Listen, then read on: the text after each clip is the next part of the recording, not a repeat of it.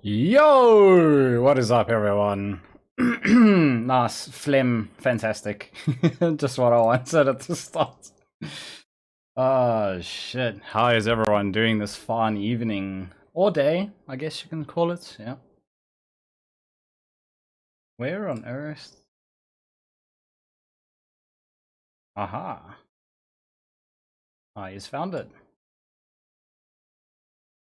Alright. Well, looks like everything's working. I believe it is.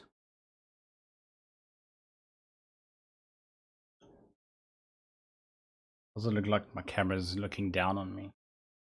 Edge.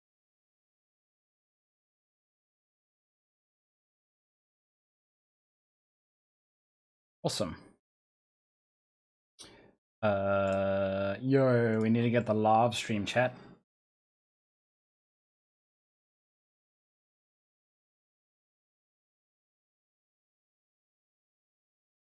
What's up, demon? Are you hyped, man? I am so hyped right now. Like, I actually have adrenaline already for no reason. But I think that's got to do with not streaming for quite a while. Yeah, I believe.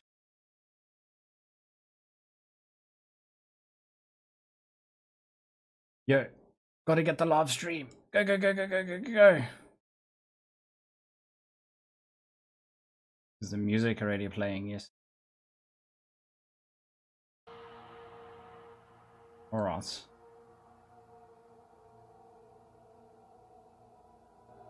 Starting in 11 minutes, boys. Yes. Holy shit. Okay, but first, before the beginnings of the ends of time, I wanted to check out the other little spoilers they have for us. Modifies the chance to suppress spell damage, also applies chance to avoid ailments. That's sweet, dude. 50% of their value, though. I mean, that's still really, really good. For a jewel, What is this? You can release beasts from your menagerie for free? Just don't let Ionar see you. Nice, dude.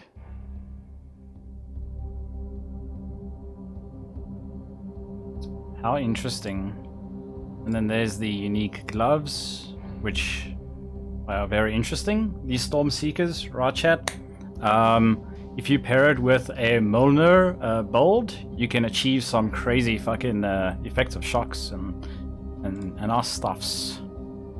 That one, and yeah, obviously stacking currency is gonna be huge. You hop for minion and delve? I don't know, man. I think that they're gonna be changing a lot of the skill gems. What do you reckon, chat? I think they're gonna be changing a lot of the skill gems, and it's gonna spice up the meta like crazy. Well, that's what I'm hopeful for. Most hopeful for. But I don't know if our hope is strong enough.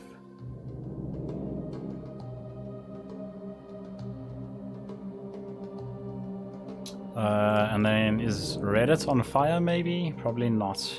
Probably nothing now, right?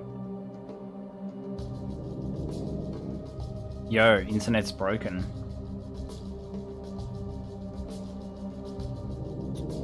NPC, nice.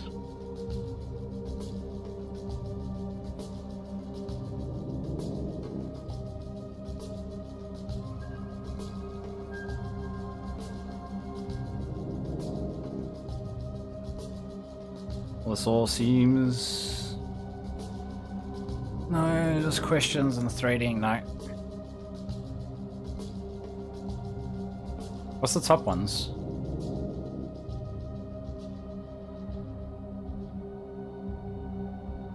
Why is it loading like that?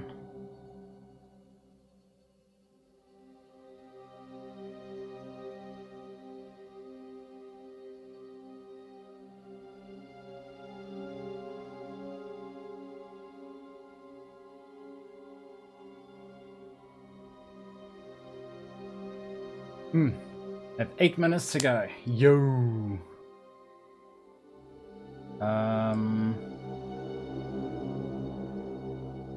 E.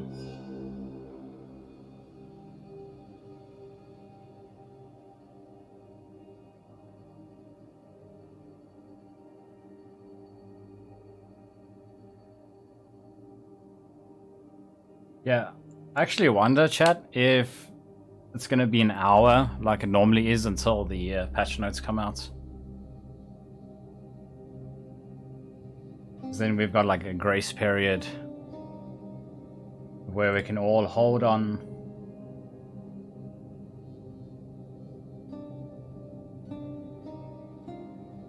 Run spamming login.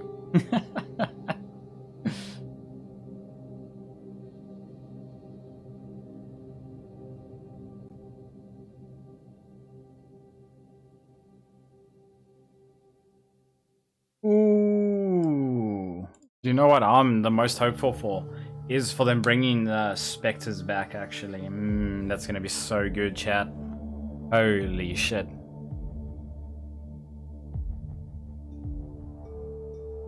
Wait, I want to see, what did they have to say?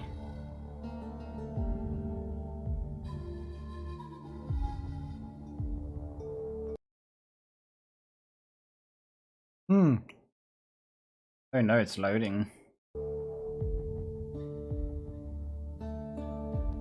Let me drop the source for now.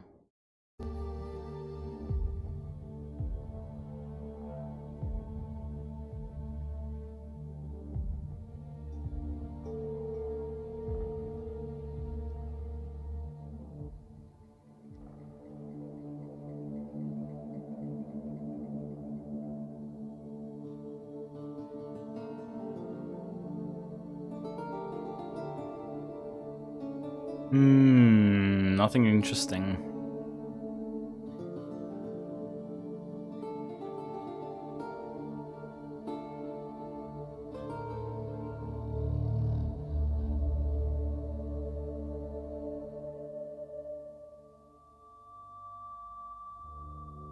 Oh, they're referring to the text. Oh.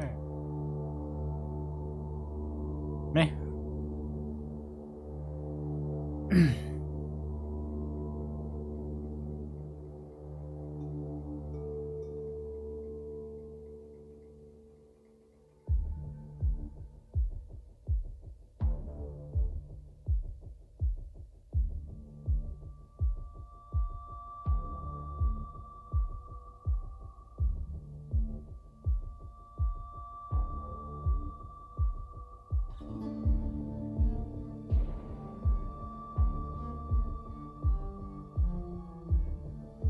This music is lit, actually. Wait, what? Listen to this, chat. It's so good.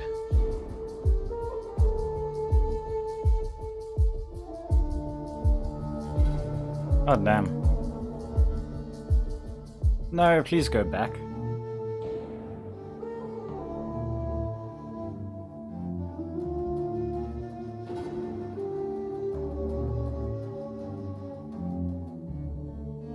Man, I always love a chat when I see people coming back.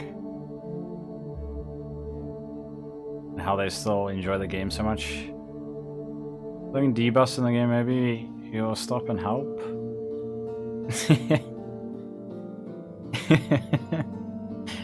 You only get unaffected by chill. That's it.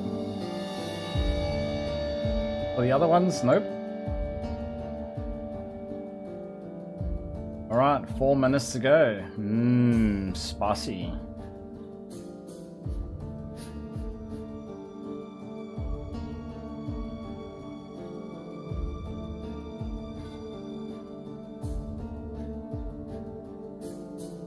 Man, I really hope that they don't take forever to bring out the notes.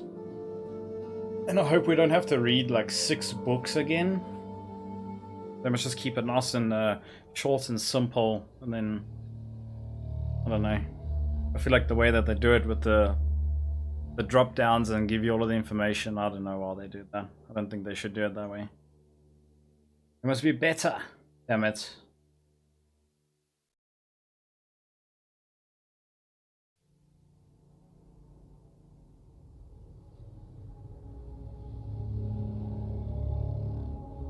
All right.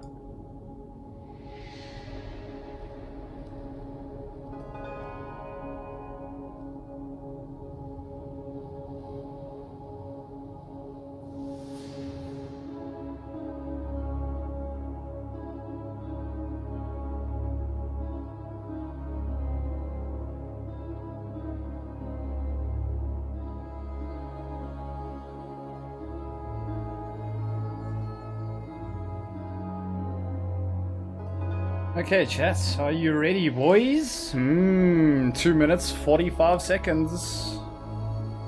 Even though my thumbnail is at 54 seconds. Oops. What did I break? Nothing. Okay, cool. Right. Let's go, dudes.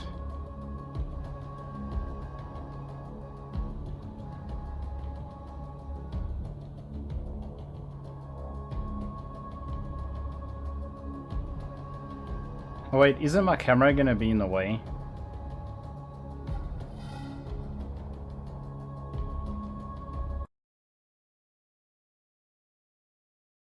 Wait, I think my cam is gonna be in the way. Oh no. It's fun. Yeah, it's fun. It's only for the Q&A shit with the gameplay that it's gonna musker. It's fun.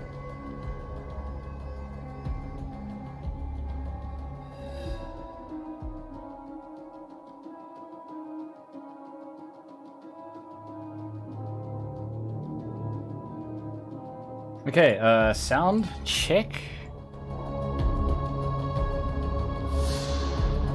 Should still be fun, right?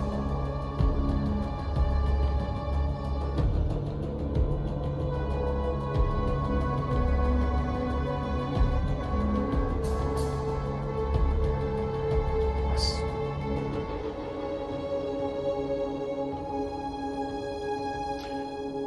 Alright, chats, I'm gonna bet right now that the entire meta is going to be switched up with skill gem changes and shit.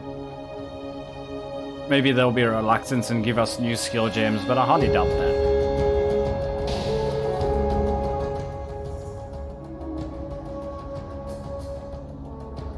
Guess that is, or was too loud? No, it's not too loud. Should be fine now. Alright. And auto bombers will be back. Oh yeah, without a doubt. Without a doubt. Yo, what's up, Chaotic? Been jamming last epoch and it's so good. Yeah, dude, I saw so. There's a lot of positive feedback with it, actually. I will get into jamming it myself soonish after the league. Alright, chat, here we fucking go, boys. Here we go, dudes. Yo. I'm so hyped right now. Holy poop! Okay. Let's see. What are we getting, dudes? What are we getting? Hi, I'm Chris Wilson from Grinding Gear Games. Thanks for joining us for today's livestream as we unveil Path of Exile Crucible, which launches on April 7th on PC and Mac, and on April 12th on console. Twitch drops are enabled on today's livestream, so make sure you follow the instructions below in order to claim your Sphinx wings. Sphinx. Speaking of live streams, this is our last dedicated Path of Exile 1 announcement stream for around 6 months. That's because our 3.22 expansion announcement will occur during the Exocon livestream in late July. Set yourself a reminder to tune in, because we'll also be unveiling massive amounts of information about Path of Exile 2, including revealing the date that its beta will start. Okay, back to today's livestream. Here's what you can expect. We'll start with a trailer for Crucible, followed by a deep dive on the League itself. Then we'll cover this expansion's endgame improvements, including the introduction of Atlas gateways and revamps to both Breach and Abyss leagues. We'll discuss changes to Path of Exile's balance metagame, including changes to the passive skill tree, its masteries, an overhaul of the Saboteur and Pathfinder Ascendancy classes, 9 powerful new Val skills, and some of the new unique items you can build around. After that, we'll cover improvements to the Ruthless game mode and the League launch boss kill event, before diving into the new Supporter Pack series.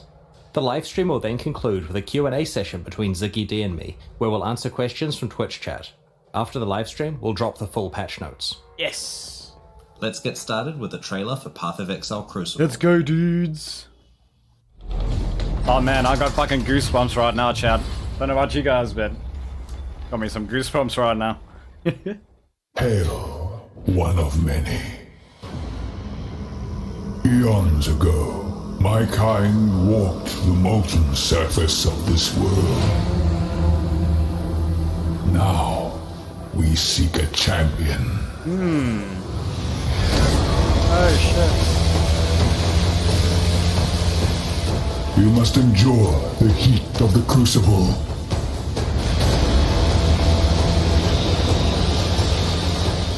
To forge weapons unlike any Rayclast has ever seen. What? You make weapons that give you like stats. That's neat. Wow. Take up the power of the Titans and bring obliteration. So what, you like clear the area and then you get to forge shit. That's really, really cool.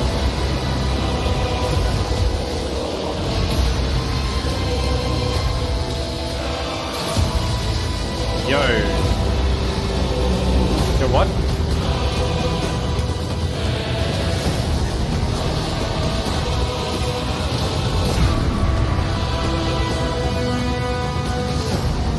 Holy shit.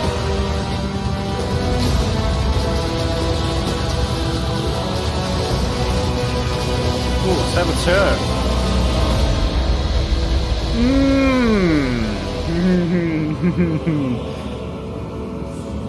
Looks really fucking good, I'm not gonna lie. Like, it really does look good. I mean, with the graphics and everything. Awesome that you can, like, forge your own item and that. That is really, really cool. In Path of Exile Crucible, you'll learn about an ancient race of titans who once shaped the primordial surface of Rayclast. In this league, you will earn the ability to forge their power onto your weapons. And what form does that power take? In an iconically Path of Exile way, it's the ability to imbue your weapons with their own passive skill trees. What the fuck? These Crucible trees can have quite an impact on your character build. For example, in addition to the regular mods on this bow, its Crucible tree grants additional physical damage, physical to chaos conversion, the Master Fletcher notable passive, improved grace effect, and level 10 lesser multiple projectiles. What the fuck? While this is certainly a decent tree to get, it's not even the maximum depth and could be even more optimized for your build. In order to forge these powerful trees onto your weapons, you'll need to complete Crucible encounters. There's one in No. Apologies for it loading. each area. Each encounter takes place at a Crucible forge. As you approach the forge, you'll have the choice of which of your equipped weapons you want to focus on. This can include ones on your alternate weapon swap if you want to improve one you're not currently using. After selecting a weapon, you channel it at the Crucible forge to spawn monsters. The longer you channel for, the more dangerous and rewarding the encounter becomes. Cool. As you spawn additional monsters, they combine together to create larger and more fearsome foes that grant even more experience for your Crucible passive tree. Being able to ramp up the difficulty of the encounters is a double-edged sword. While it gives you the opportunity to make rapid progress on your Crucible weapon crafting projects, it comes with significant risk to your character. It's easy to accidentally overwhelm yourself and make an encounter that is too dangerous. Channel carefully and adapt to what your character is capable of. When you first find a weapon, it doesn't have a Crucible tree unlocked. Channeling that weapon at Crucible encounters will unlock and reveal its tree, as well as allocating the first skill. You can only allocate one skill at each tree depth, so you'll need to decide which path through the tree is best for your build. Makes sense. As you get deeper into a tree, more and more experience is required to unlock skills. The final depths can take quite an investment and can only be found rarely on endgame items, but also have some of the most powerful properties. For example, this wand has 2 depth 5 skills to choose from. One of them allows all damage from your Freezing Pulse and Eye of Winter skills to poison, and the other allows various brands to be attached to your Summoned Reaper. Dude? There are many such modifiers to skills that will enable very interesting build combinations. That's insane. In addition to all types of weapons, shields can also be empowered with their own Crucible trees. Here's a relatively simple low-level example. It gets a bit crazier as you approach the endgame. Speaking of the endgame, in endgame Crucible encounters, you'll occasionally find igneous geodes, currency items that can be cracked open to reveal a primeval remnant. This is a map-like item that grants access to the Forge of the Titans, the culmination of your Crucible journey. These primeval remnants always generate as rare items. Half of their mods are upsides and half are downsides. The upsides generally increase the rewards of the area or add special crafting options. For example, causing monsters to drop divination cards or magmatic ore, a form of tradable itemized Crucible tree experience. The downsides are quite punitive compared to most endgame maps. Ideally, you want to find a primeval remnant that has really rewarding upsides alongside downsides you can handle. If you don't think you'll survive a visit to the Forge of the Titans, trade the remnant away to someone else and gamble on cracking open another geode. If you survive and manage to reach the end of the area, you'll find the aforementioned Forge, which allows you to merge Crucible trees on 2 items together. The way this process works is that you provide 2 items of the same class. For example, a pair of bows, a pair of shields, or a pair of one-hand axes. One of these items will be melted down and applied to the other, which will keep its regular properties. Their Crucible trees will be merged together in an unpredictable way, taking elements of each one. Okay. This is a little reminiscent of how recombinators applied to item mods, taking parts of each Crucible tree and merging them together, as well as randomly upgrading, downgrading, or mutating skills on the resultant tree. Ended and unlocked. While this process can create some really powerful trees if you get skills you wanted from both items, it can also completely wreck your precious trees, so take care choosing which you risk combining. Also, like recombinators, there are ways to manipulate the system to improve your odds at getting certain outcomes. For example, any skills that have been allocated are more likely to show up in the resultant Crucible tree. By default, you can only add Crucible trees to non-unique items, but it's possible to get a mod on the Forge of the Titans map that allows you to imbue a unique item with a Crucible tree, which can then be leveled up via regular Crucible encounters. What the fuck? To combine Crucible trees on unique items together, you'll want to find a crystalline geode and crack it open to reveal the secret higher level version of the Forge of the Titans. I probably shouldn't say too much about it, but it will let you do some interesting things with Crucible trees. There's an important thing to note about Crucible trees on unique weapons. In addition to being much harder to unlock, there's a special rule about how they can be combined.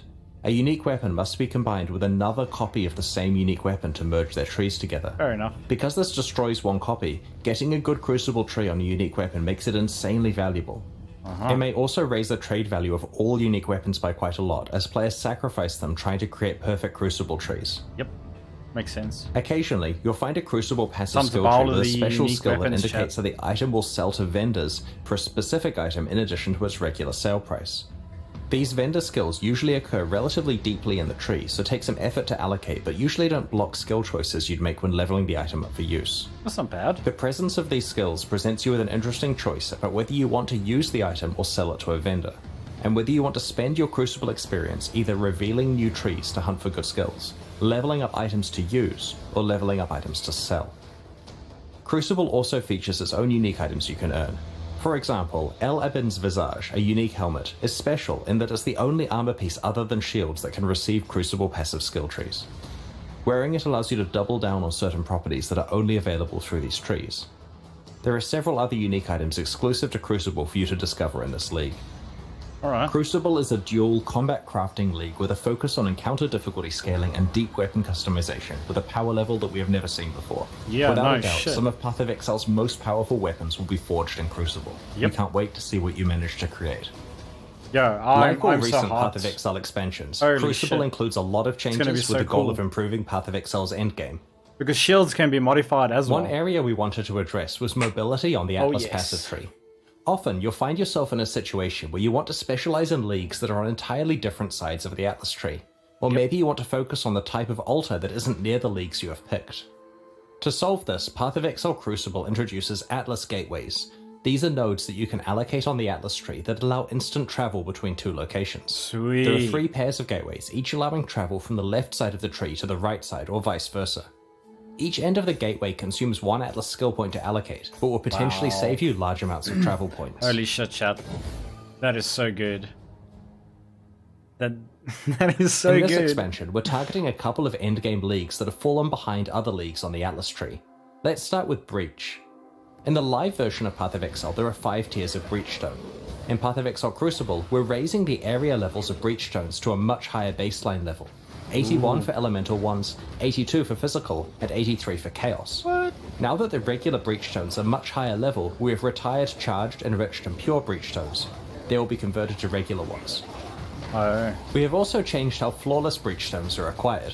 Previously, you could only get them from Maven invitations, but we prefer access to the hardest breach content to actually come from playing Breach. Now there are 2 ways to get flawless breach stones, through blessings, which are now rarer as a result, and through a skill on the Atlas tree. We have a 5% chance to be flawless. We've also That's not improved the too bad. pacing of breach encounters. Previously, breaches felt pretty good early on, but quickly tapered off in density to the point where you wanted to abandon the breach because it just felt like not enough monsters were spawning. Our changes now keep breaches feeling dense throughout, leaning more on the side of it feeling overwhelming towards the end of the breach. We've also reduced the duration of breaches so there is constant monster pressure and you can get on with your mapping sooner. Nice. There are a whole bunch That's of other breach perfect. changes that you can read about in the patch notes, such as changes to the Betrayal Research Safe House, Breach Scarabs, Breach Stones from Kirik missions, the Breach Harvest crafting option, the Fragment Stash tab, Divination cards, Breach unique items, Atlas passives, and so on. Damn, dude. We're also There's a revamping tanky bold Abyss in a meta. Oh similar yeah, way. without a doubt. Abyssal depths now always contain an Abyssal It's gonna be Lich. fucking insane Previously, bolds the now. prevailing gameplay was to check the loading screen art of an Abyssal Depths to see if it contained a Lich, and bail out if it didn't. Yep. Now, the depths always contain a Lich, removing the need for this step. While the rate of encountering Abyssal Liches is unchanged, Abyssal Depths are rarer than before. However, Abysses now have a chance to spawn a Stygian Spire in place of their reward chest, which will drop all of the jewels and other items you'd normally receive, as well as a Stygian Vice. Cool. Well, In addition, you're guaranteed to always get a 4-hole Abyss alongside your Abyssal Depths. Previously, Abyssal Depths could only spawn immediately after a single Abyssal Hole, which prevented you from getting full value from the Abyss. yep. The Lightless Legion notable passive has been replaced with a new skill which grants Stygian Spires in your maps drop items with +1 to item level.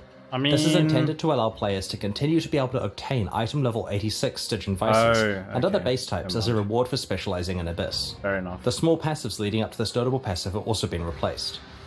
We've done a balanced pass on Abyssal Lich encounters to make them more appropriately difficult relative to the current standard of endgame encounters. Very Abyss uniques have had some balanced attention also, and the details are in the patch notes. Overall, these changes should ensure you can play a wider variety of leagues in the endgame, both through being able to access them more easily and because Breach and Abyss now feel far more modern and competitive with other popular league content. A big goal of the Crucible expansion is to provide a lot of new ways to build characters, and to breathe new life into older builds. To achieve this, we're doing 2 things. Firstly, we have created many more interesting options for one of Path of Exile's core build systems, the passive skill tree, by overhauling many of its masteries. Secondly, we have revamped 2 specific ascendancy classes. As we reviewed the masteries on Path of He's Exile's passive skill frowning. tree, we realized that a lot of the choices were rather bland and could be a lot more exciting. Yeah. We went through the masteries one by one and tried to come up with as many interesting stats as we could, ignoring what was currently there. Once we had a short list of high quality stats, Yeah, they look we pretty added in the cool. existing ones that used Like to be just on the each images. mastery and picked the 6 best. All of the leftover ones have been saved for later or used in places like unique items. Huh. This process was performed on approximately half of the masteries on the tree, initially targeting the ones that needed the attention the most. Previously, some masteries only had 4 options, so we've tried to increase as many as possible to 6 options. We've also added a couple of new mastery types that we felt were missing. Cool.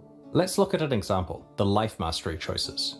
You can see some of the interesting new options, such as the ability to manipulate counts the as low low life and life. full life thresholds, which allows you to more effectively use the damage while on full life support gem and many unique items. Getting a large increase to maximum life when you have no life on your body armor not only works really well with a whole lot of unique items, but also opens up new prefix composition options for rare body armors. Here you can see the armor and energy shield mastery has more options available than before. The other thing we focused on with this one is tying the 5% of mechanics ES over together 1 better. second. Instead of some being about armor and some being about energy shield, we've tried to make sure each really emphasizes having both armor and energy shield. Yeah. On the Leech Mastery, we've combined the 3 increased life mana and energy shield recovery stats into one choice that affects all of them. Wicked. The space we've freed up has been used to add some powerful new options, such as a portion of your Leech applying instantly.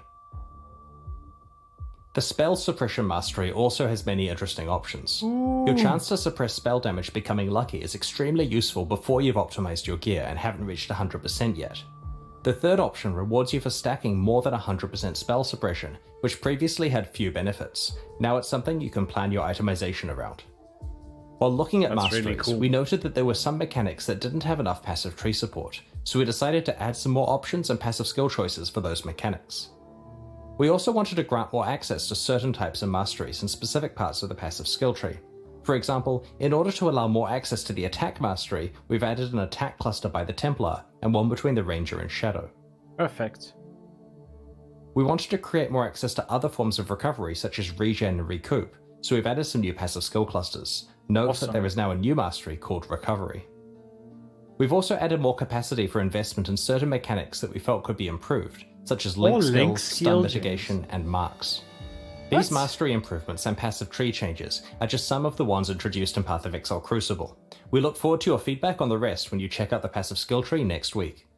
Links. While going through ascendancy classes, we identified two that needed work, the Saboteur and the Pathfinder. Both have been significantly changed in Path of Exile Crucible. These changes reinforce their respective identities while adding some new options to build around. The Saboteur is definitely the ascendancy class most aligned with traps and mines, but the old version of the Saboteur made it difficult to play anything but traps or mines. The new version has more builds available, including a whole new specialization, triggers. There are two notable passives that help with this.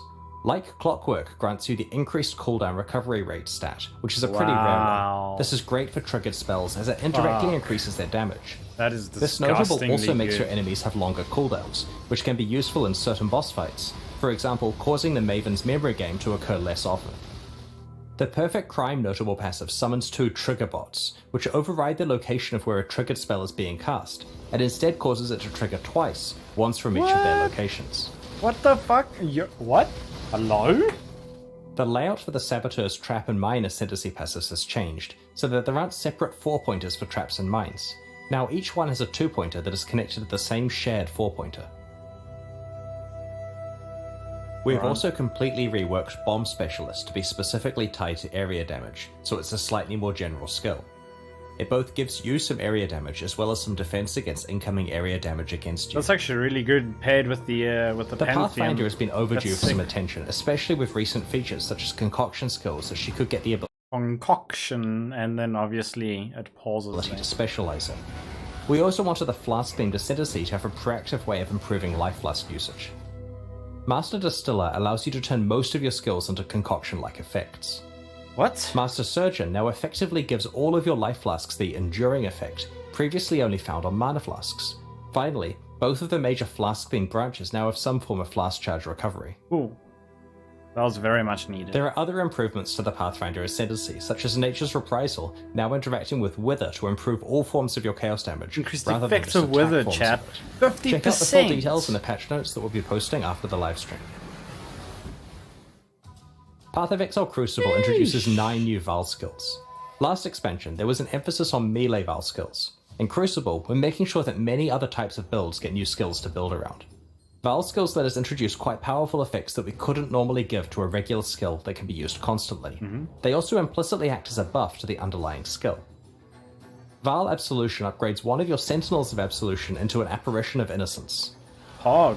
You can only have one apparition at once, but just check out these massive AoE skills it uses. Val Arctic Armor instantly encases you in ice, preventing non-instant actions including movement, but granting massive damage reduction against hits. After a short duration, it also starts to regenerate your energy shield and mana at a fast rate. Both the damage reduction and regeneration last for a few seconds, or until you have been hit 3 times. It cannot be manually cancelled. Because the skill is instant, it's a great emergency button against dangerous boss slaps, but also makes you count as being frozen, despite Arctic Armor normally making you freeze immune. Having another way to self-freeze may be of interest to a few mad scientist build creators in the community. Mad scientists. Val Lightning Arrow fires a barrage of piercing projectiles that cause lightning to strike nearby targets whenever they hit an enemy. After a short amount of time, or when they collide with terrain, the arrows randomly change direction and continue flying. This occurs a number of times before the arrows expire. Clear speed. Each arrow can hit the same target once per redirect. Because the arrows travel for a set time before redirecting, rather than a set distance, projectile speed modifiers affect the distance traveled. High projectile speed lets you clear out huge areas with them, while reducing your projectile speed increases the chance of them hitting the same target multiple times. It looks so cool. With very low projectile speed, the skill can hit a single target 20 plus times. 20 times, damn, dude. Val Reap conjures a ring of scythes that deal damage to all enemies in a circular area. The scythes leave behind a pool of blood that deals heavy physical damage over time to enemies standing in it, and for a short duration after they leave it. Val Reap instantly grants a large number of the blood charges used by normal Reap on use, as well as temporarily higher maximum blood charge capacity, substantially powering up the regular version of the skill. Path of Exile Crucible Makes introduces 5 other Val skills we'll reveal over the next week. Val Animate Weapon, Val Dominating Domination, Blow. Val Ice Shot, Val Rejuvenation Totem, and Val Firestorm. This expansion also introduces more than 10 new unique items. There are 3 in particular I'd like to show you today. Blood Price is a unique helmet that has a new effect, reserving enemy maximum life. This does exactly what it implies, causing nearby enemies to start at 92% maximum life. While this increases your clear speed against all enemies, it's especially useful against bosses. The helmet's drawback is that it reduces your maximum life, but provides decent life regeneration and block and stun recovery to counteract this. That's perfect for Tainted what I want Pact to do. is an amulet that causes chaos damage over time to heal you while you're leeching life. While the amulet provides a decent amount of life leech itself, it'll certainly require a few tricks to unlock its full potential. Ooh, ooh. Widow Hail is a unique bow that is different from any other bow in Path of Exile. As a weapon, it does basically no base damage and doesn't grant any stats of its Wait a minute. Increased own, but it does bonuses. dramatically increase the power of mods provided by your quiver. Needless to say, this could produce some pretty ridiculous outcomes with good rare or unique quivers. We'll reveal some of the other new uniques over the coming week. Yeah, 225%. Ruthless is a game mode that we Shit. released alongside the That's Sanctum huge. expansion late last year. It's designed around extreme item scarcity and is challenging because you're constantly behind the item power curve. So far it has found a very passionate audience of players who love how rewarding item drops feel in such an austere environment. We have some small improvements to Ruthless and Path of Exile Crucible. Firstly, Eternal Orbs are back in Ruthless. These are an extremely powerful currency Why? item that allows you to imprint an item and restore it if you're unhappy with the result of crafting. We disabled these game-wide 7 years ago because they were far too powerful when combined with all of the different crafting options Path of Exile offered at the time. Ruthless does not have the base game's crafting feature set, so we have enabled Eternal Orbs to drop in Ruthless, albeit extremely rarely. Ruthless now has its own set of challenges to complete. Like the ones in early Path of Exile, there are a total of 8, and they're very difficult. Like we've done in the past, we're hosting a boss kill event at the start of the Crucible Challenge League. It'll be held in Ruthless Hardcore Solo Self-Found, and will require you to kill both the Uber-Searing Exarch and the Uber Eater of shit, Worlds, both of them. making it by far the hardest event we have ever run. Yeah, The first place winner will get to work with our design team to add a new unique item to Path of Exile.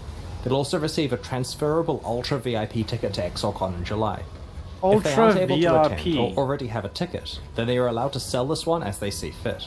What the Second and fuck? third place finishers will receive a transferable VIP ticket to Exocon that can also be sold at their discretion. That's cool.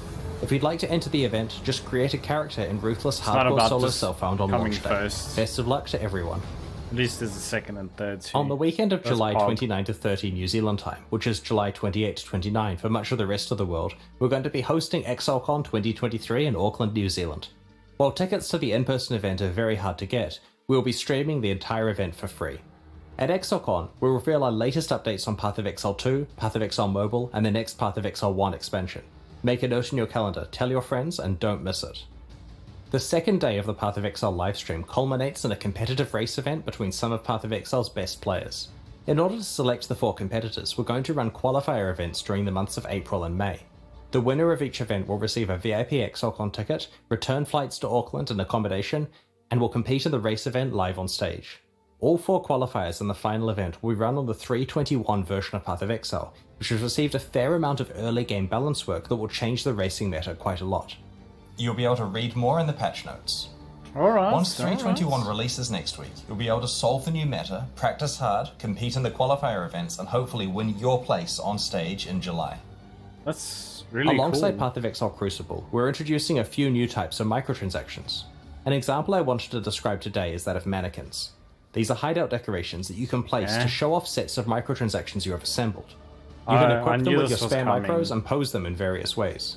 It's also possible to swap your entire outfit with a mannequin's one, which lets you easily store micro sets to be retrieved later. Yo, that's so cool that they did that. That you could Other new interchange them. What the microtransactions coming fuck? up include wrapping paper, which lets you gift wrap items to hand to other players, or even drop in town for random Wrapping people to pick up. paper. Yo. Today we're launching 2 new series of supporter packs, the Lithomancer and Enchanter packs. Each tier contains the pack's full face value and points, alongside several exclusive microtransactions. These packs are only available for the duration of the Crucible League, and will leave the store forever when it ends. As always, the microtransactions in these packs are purely cosmetic and do not affect your character's power or progression in any way. Show us. The Thank you. Lithomancer series of supporter packs contains 6 exclusive microtransactions.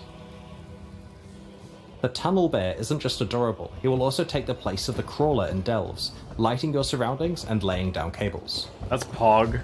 Apparently, this is what happens when your bear gets into a kilo of sulfite. Might explain what happened to Nico. The Ring of the Demon Slayer attempts to exorcise rare and unique demons when you hit them. The souls of defeated demons are banished to the depths below. That's pretty cool, considering there's a lot of demons in the game. The ancient stone of the Lithomancer's armor set crumbles when you take damage, revealing the crimson core inside. The stone reforms if you haven't taken damage recently. That's really well animated. What? A sip from the ancestral granite flask causes a Karui ancestor to appear and surround you in protective wards. Alright. The ancestral portal encases you in molten armor when you travel through it. Kalamoana, warrior. The summoned Karui ancestor rallies you to battle and honestly seems to have an unhealthy obsession with combat. Go forth and conquer. Ever That's want cool. to practice running away from volatiles? The gunpowder foot attachment straps explosives to your legs, dispersing lit gunpowder behind you. Be careful, you can only outrun it for so long before it catches up. Oh shit. The Enchanter Pack series also has 6 exclusive microtransactions. What was The that? Parrot of Exile pet parrots your exile. That's We'll just let sweet. it speak for itself. It Wow. would be wrong to do that here. Huh? Oh, okay. I need more mana. Drinking from the bottled Storm Jade Flask encases you in a surging tornado, churning up the ground in your wake. No, not another flask one. No. If you dude. stand perfectly still Stop. while wearing the enchanted armor set, it will attract butterflies to flutter around you. Be careful not to disturb them. Damn. That looks so Sick pretty. of high-fiving giant purple appendages? Yep. The Ritualist's Breach Ring No, don't pause. Don't do this to us. visually transforms breaches you find into occult summoning circles. Um. The Enchanter's Crafting Bench replaces the normal crafting bench in your hideout with a suite of tools fit for a master artisan. The various is crafting really stations cool. burst into life as you use them. If you've ever wanted to Yo, remind your character Puppeteer. who's really in charge, the Puppeteer's back attachment has you covered. It truly is the sinister presence pulling the strings. These new packs are available right now at That shit is pathofexile.com/purchase. so cool, Purchases like chat. these directly fund the ongoing development of Path of Exile 1 and 2. Meanwhile, the Forge and Gemling packs leave the store forever at the launch of the Crucible League, so now's your last chance to purchase them. It's your Thank last you for your chance. continued support. We're about to start the Q&A with Ziggy D. After that, we'll post the full patch notes for Path of Exile Crucible. Oh yeah. As we approach release next week, our community team will post Crucible's challenges, information on how to update your item folders, more skill gem details, and information on how to prepare for Crucible's launch. Fantastic. On release weekend, we expect to launch the new mystery box and this season's Kerrick's Vault Pass, which can be purchased with points and has a new free track available. Thanks for joining the stream today and checking out Path of Exile Crucible. We can't wait to forge some powerful weapons with you next week. The Q&A will start shortly, so please get your questions ready. Yo, chat. Like the fact that you can have like 2 of the skill trees combined into one, right? In a singular weapon. So if you have like a wand and a shield, that means you can do it for both of them. Like, does that mean you can do it for bow and... Yeah, I'm sure you can do it for bow and quiver too, right? Like, this will open up many different build opportunities. I wonder.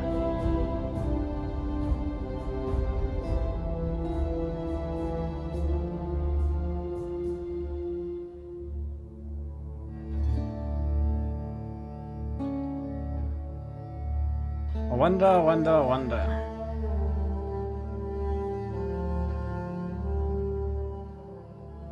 Let's check here. Well, I don't think it's gonna be that long until it's gonna be that long until the Q&A, right?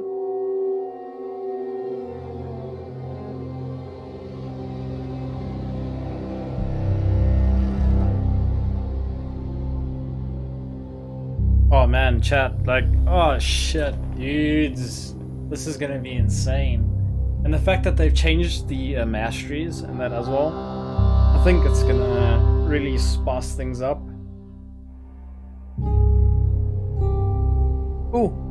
Another awesome thing though is with the damn it, with the Atlas passive tree, how they are making it so you can transport to the other nodes much quicker. Shit, chat. This is going to be a really good league, I feel like.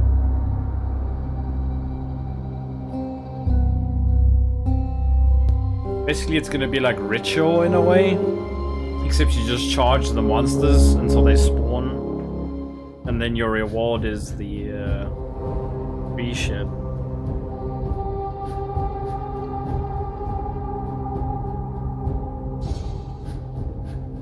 I wonder when they said like you get bigger monsters as well. I wonder if you get like boss dudes or something maybe.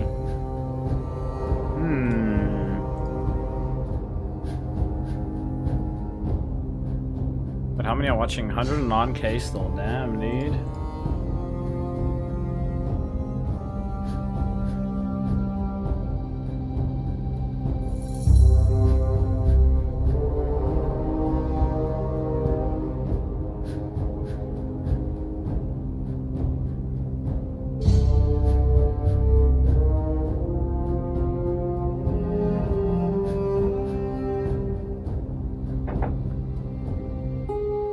I'm gonna go pee real quick then, chat. I'll be right back, guys.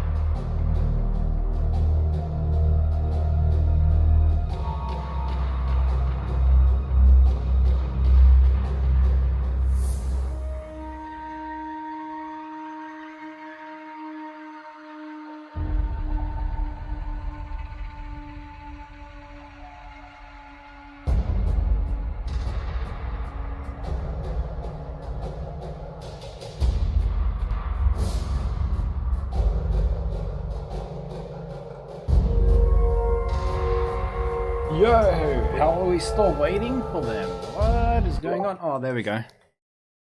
Sweet. As I want to start complaining, Pog.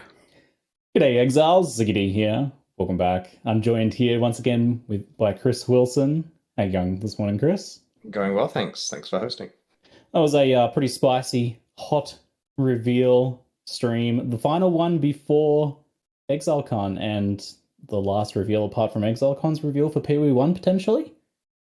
Yeah, well, we'll be having, basically, during the keynote for ExileCon, obviously we'll be dumping all the juicy Path of Exile 2 info, but after that we'll have essentially the Path of Exile 1 3.22 expansion livestream taking place from the main stage there. The ending of an era.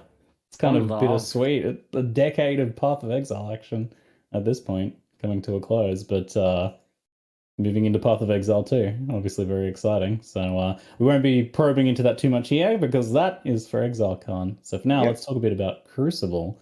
Has there been any reference to Titans and this very early stage of Reclestian history before now, or is this kind of new ground that you folks are exploring this time around? We like to come up with a mixture of taking something that's referenced and then expanding on it. And I don't want to spoil too much of the investigation of where this is referenced in the game, but we recommend looking into the Red Blade Warbands faction. That's a good breadcrumb place to pick up. The lore experts can begin their investigations there. So the main feature, I think, of Crucible is the power that it's offering players here. How much power is there in Crucible? And are there any drawbacks to that power? Well, you can definitely view this as pretty strict power creep on weapons. Let's just say that. I mean, I'm pretty sure that haven't been Path of Exile weapons this powerful before. So you're not sacrificing anything by having a weapon tree on the weapon. It's just purely upside. But many of the individual skills do come with their own downsides, and you can choose whether to allocate those or not. And so on a weapon by weapon and skill by skill basis, you're definitely going to have to make decisions about what's best for your build. Mm-hmm. When it comes to designing like power that has drawbacks versus doesn't have drawbacks, how do you decide which route to go? We feel that having hard decisions about weapons and build choices and skill use is really interesting. It causes you to have to adjust your build around drawbacks. We don't really want to make a game where you linearly just get the ability to kill monsters more quickly without having to think. We like the idea of finding a choice you can make where you're like, like this will increase my power, but I have to work around something else. Like potentially there's a skill that increases your fire damage, but makes it so that you have slightly lower fire resistance. Not a large drawback to work around, but it pauses you for a second and causes you to think, where can I get the resistance elsewhere? Now, I want to emphasize, many of the skills here don't have drawbacks. This isn't like, say, Scourge, where there's a corresponding drawback to every single one. It's just the case that for the powerful ones, we've put drawbacks on them so that there's a decision that you have to make. And it's typically the ones near the end of the trees that have the drawbacks, so they don't really block your choices very much early on. Yeah, it feels like a big difference compared to Scourge in that regard. But I've always thought power creep is good when it's interesting, when it offers you like different decisions and an interesting extra layer of customization. Do you have any more like most ridiculously powerful Crucible trees or nodes that you've seen in testing so far? There are some pretty cool combos. For example, if you found a skill that dramatically increases your cast speed at the cost of lowering your damage, then you may want to use, say, Summon Raging Spirits, because then your increased cast speed means you're casting way more of them, doing a lot more damage, and the decrease to your damage doesn't affect the damage of your Raging Spirits, so in that case you completely bypass that drawback and get something that's better value. We've also got some quite interesting conditional skills. One's like, there's one I believe that grants movement speed if your dexterity is lower than 100. And so if you're able to make a build that doesn't have 100 dexterity, like for example you're just pure intelligence or pure strength, then you can easily take advantage of just a free movement speed boost. I wonder what the option is for low int characters. Could something like this ever go core in Path of Exile, or is it just too powerful? Like it seems, I look at this and I think, no way is that going core.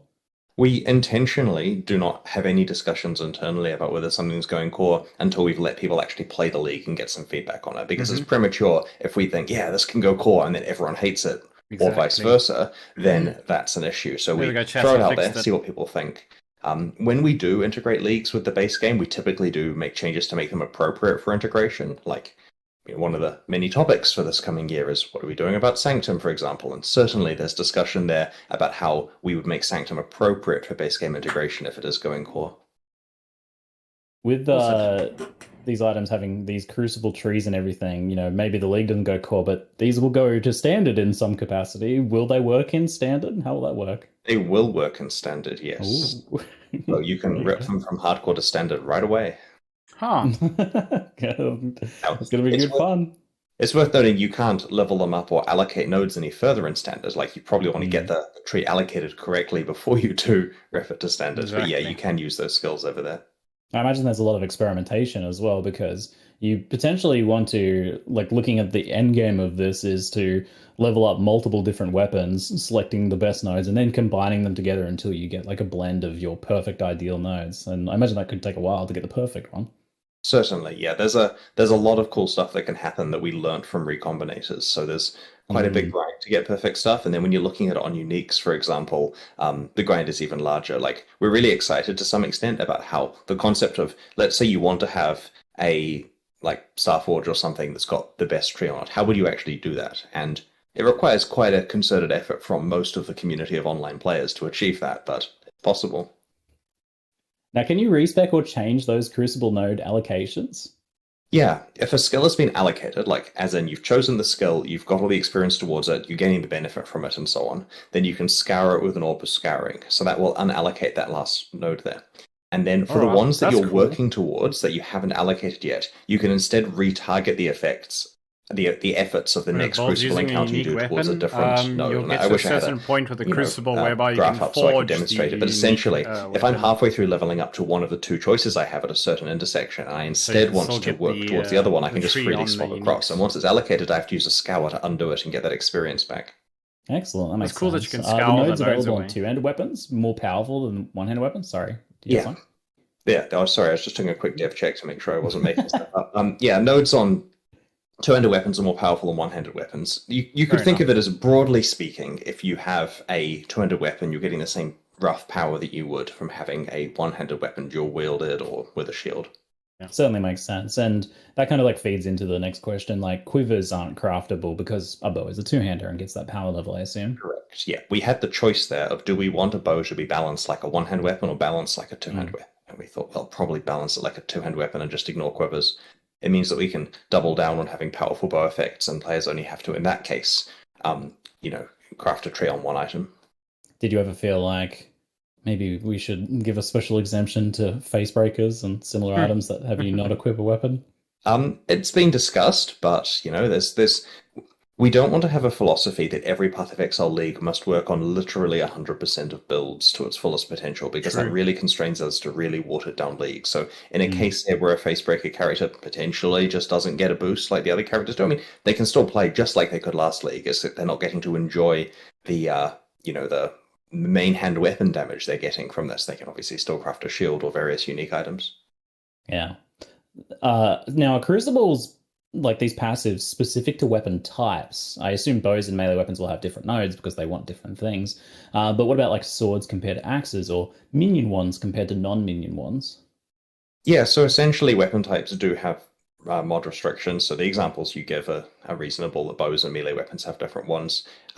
Minion ones, caster ones, bows all have their own special passives. I believe in Path of Exile there isn't a lot of direct difference between swords and axes that would cause there to be many skill differences here, so those ones are very similar, but we have tried to make sure it's all sensible. You're not going to get stuff on a weapon that's irrelevant to that weapon. Great. Will that unique Crucible helmet, the Elabin's Visage, just have a mixture of everything, or how does that work? That one gets shield ones. Oh, okay. What? So shield probably, I assume, then has a more defensive-oriented... Yeah, I believe that it gets shield ones, but it can't give you static local block and various other bits and pieces that wouldn't work very well. Mm-hmm. Now, on unique items, once you add a Crucible tree to a unique item in the Primeval Remnant map, can you progress the tree and unlock nodes in regular Crucible content encounter, or do you have to keep doing the maps?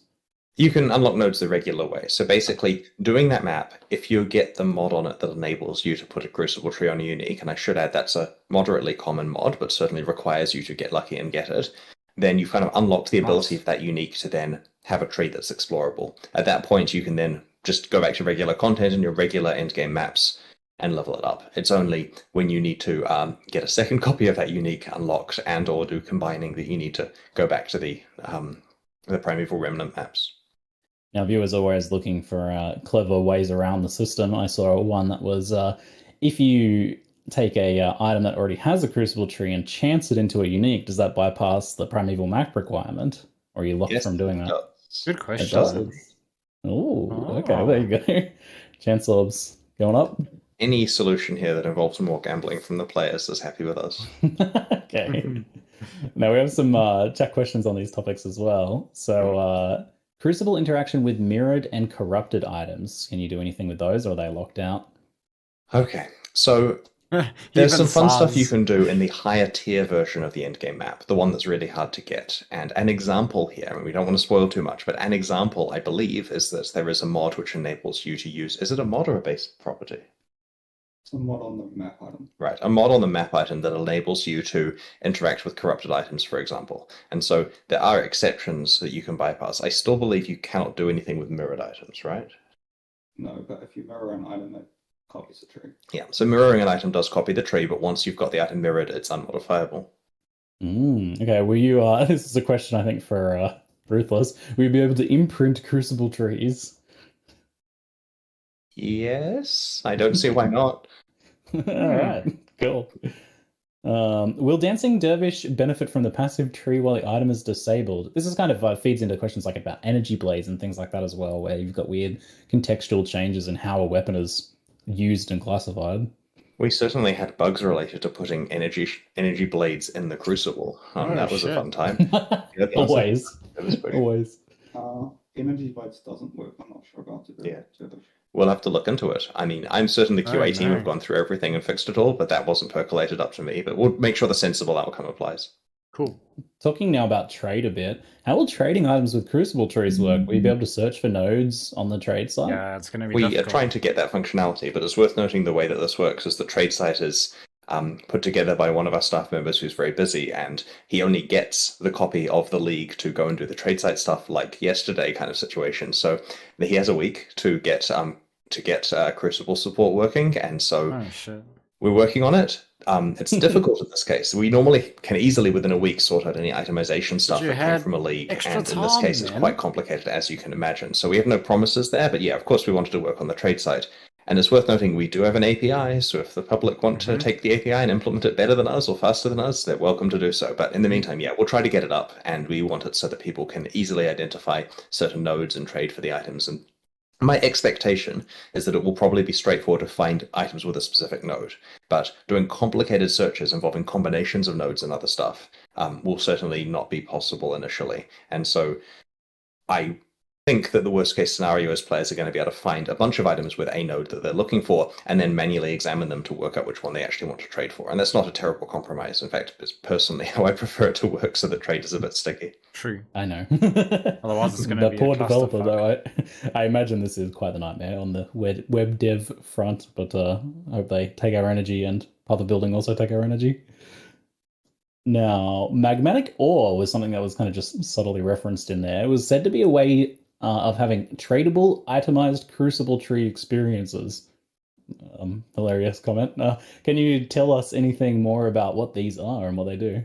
Right, so it's Crucible Tree experience rather than experiences, which means you gain experience for the tree that you've got. So you consume the magmatic ore, and it levels up your item as though you'd done encounters. And so it's worth noting, this is not meant to be the efficient way to level up items, right? It's certainly not the case that people are going to bypass the encounters and just go and trade for these and they never have to actually play. This is a really inefficient way of doing it, but it is possible. If you're currency rich and time poor and need to find a way to get that last bit of experience, then this is a way to do that. It's kind of like a Facetor's Lens being a single-use item that grants the experience, and I suspect that, it's obviously going to be priced in the economy based on how useful it is, but at the end of the day, it's not going to be the primary way that you level these items up.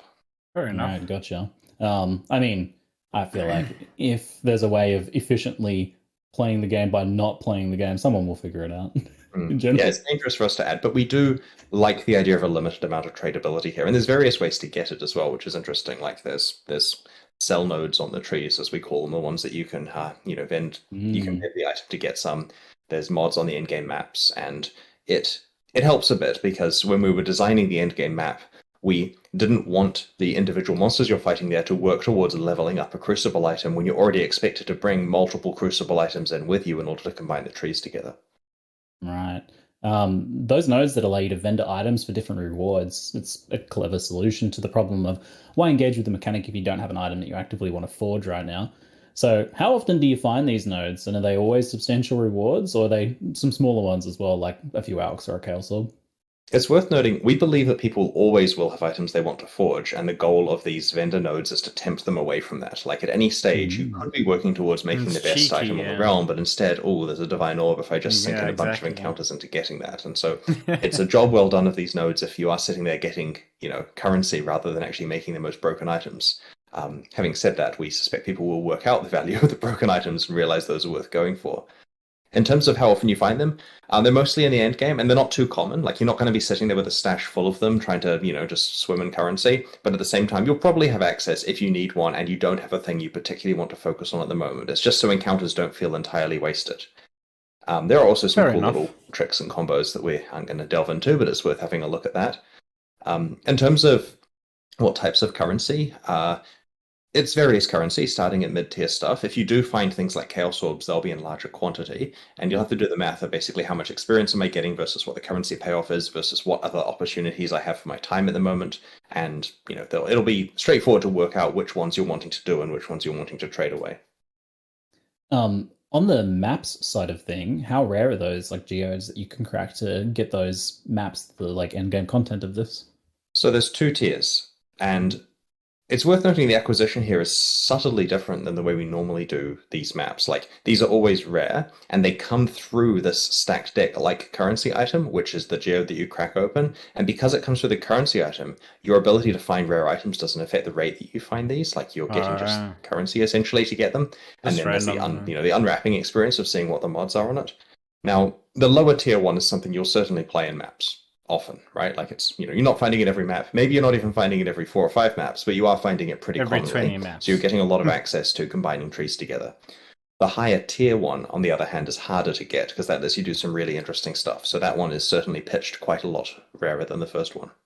And you're being pretty coy on these maps and what they entail and what the higher version does now. And this is for a few reasons, right? First of all the rates I'm talking about here, they're changing in this last week. This last week is the point where we massage it from being this works and is cool into a fine machine that works perfectly with the right, economic implications and so on. We're starting the alpha shortly, in 10 minutes kind of thing. And that's going to give us really good feedback there. We've got a week of iteration now that everything is working and great, and so things will change. There will be more mods added, there'll be mods removed. And so if I go into too much detail of listing every mod, it's just going to be wrong a week from now when we've had time to really hone it. Fair enough. Let's talk a bit about the challenge of this league. So the longer you channel the Crucible Forge in a map encounter, the more dangerous it becomes. What makes the monsters dangerous here?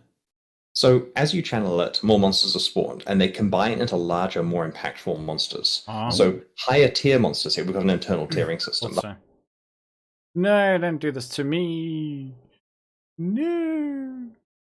Higher tier monsters are generally more likely to be magic, rare, or unique. And the longer you channel, the more damage and damage reduction every monster gets. Cool. Also, more difficult encounters are more rewarding. So generally speaking, play the hardest encounters you can. But it's worth noting, and this is an interesting question, everyone comes up with, is there a button I can click to bypass the channeling and just have the hardest difficulty encounter, right? Fair enough, no one likes having to wait a few seconds, but it's worth noting the hardest difficulty encounter will probably smear you to the wall. We want, and this may be wishful thinking because some Path of Exile players are very capable, but we're trying very hard to make it so that the highest difficulty encounters are significantly harder than League content that you may have accidentally run into in the past. Now, of course, you don't need to max it out like that. Maybe only do that if you have ridiculous twink items or something. Yeah. We are also trying to signal this in the UI. This wasn't shown in the video, but we are having kind of like a temperature concept where the harder it's getting, the more you see the UI getting a bit angry at you. And so Awesome. I can generally handle about this amount of difficulty, and you've got an idea of where your character falls on the scale. You're certainly going to want to go as hard as you can, but our goal here when designing these risk versus reward leagues is to kill your character. We want to set it up so you overcommit and get nothing, because that way you'll learn your abilities and it's a little less gifty than if we just had every encounter succeedable. It's like Metamorph all over again with players putting sticks in their own front tires and being like, oh no, why have I crashed? Oh. Cool. Yes. On that note, then, what happens if you fail a Crucible encounter? Is there some risk-reward aspect here, just outside of dying? You only get the Crucible tree experience if you complete the encounter, but your item is not at risk. We went moderately safe with that. So essentially, if you make an encounter that's too hard, you might lose experience on your main character or lose your hardcore character or something if you die. But realistically, the only thing you're practically missing out on is finishing the encounter to get the experience. Now, I noticed on the Primeval Remnant map teaser, there was the mod players cannot suppress spell damage. I know the intention is to make these maps very challenging, but how do you approach making monsters harder versus disabling aspects of builds or hampering the player when it comes to designing difficulty? So the mods on the maps are meant to be very dangerous. Like, we picked mods here that are like Expedition Remnants almost. Like, we want something that's very challenging. But you get fewer of them than on a regular map because half of them are upsides. So 6 modded map here has 3 upsides, 3 downsides. And the downside ones, some of them will raise the difficulty of the monsters, usually by a bunch, and some of them will hamper your build's defenses or potentially make your build not work in the map. But it's worth noting that stuff like spell suppression is more of a hampering your defenses than saying you can't kill monsters. So certainly going into a no spell suppression map when you rely on it takes away one of your defensive attributes, like be careful about that. But it's not necessarily completely breaking it for you. You're going to have to make decisions about which to play. And we strongly prefer that way of designing it. If we have to make it so that every map is playable in every character without really imposing any difficulty, then it just becomes a bit of mush. Yeah, and so in this case, you will occasionally open a geode, look forward to doing the map, and realize it's better for your friend to do it, and maybe you'll trade with one that you can do. And if you're playing an SSF and don't have the ability to trade, then you just have to make decisions about whether you run it or don't run it as the other option, or run it carefully, or make another character and play that character in that map to get value from it, and so on and so on. All right. I always have to ask, party play, how does it work in Crucible? So it fully works in a party. Everyone gets experience. Ooh.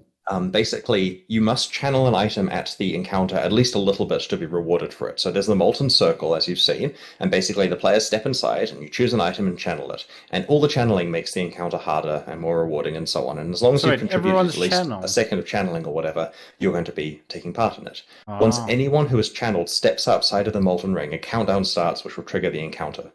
And it's worth noting that throughout maps, that means you can fully engage with these without any problem or loss. Like, sure, maybe, some annoying party member will make the encounter way too hard for everyone, but they have the ability to do that elsewhere in the game too. In endgame maps, each map only allows the map owner to use its crafting benches. So 1 geode equals 1 map equals 1 craft. You can bring your friends, they can get stuff from it, but they can't use that craft unless they contributed the map. That's actually really good. Some more questions from chat. How does item level and map tier affect Crucible? Can I quarry farm item level 86 weapons, they ask? All right. Low level areas you can't. Crucible experience. So low level areas give quite a lot less Crucible experience. There's an exponential curve on that to encourage you. Like, if you're playing somewhere 10 levels under you, you're certainly going to have a much better time just doing it in the maps that you're playing. Any other aspects that are worth mentioning? Item level affects how much experience are required to level up. That's true. So the item level does affect experience costs for hitting certain skills. And of course, I believe that certain skills are gated behind certain levels as well, right? You really do want to be playing higher level stuff. Like, maybe there's some niche place where you can get access to a certain skill and it's not too expensive to get it and you can quarry farm more efficiently, but typically R level 78 to R level 79 is sweet spot. In an old version of Path of Exile, where map scarcity was more of a thing, like in, say, Ruthless, where it's actually hard to play maps because it economically destroys you to play too many, then fair enough, quarry farming might be a more reasonable strategy. But I think that in contemporary mainline Path of Exile, you're wasting your time if you're spending too long in the quarry here.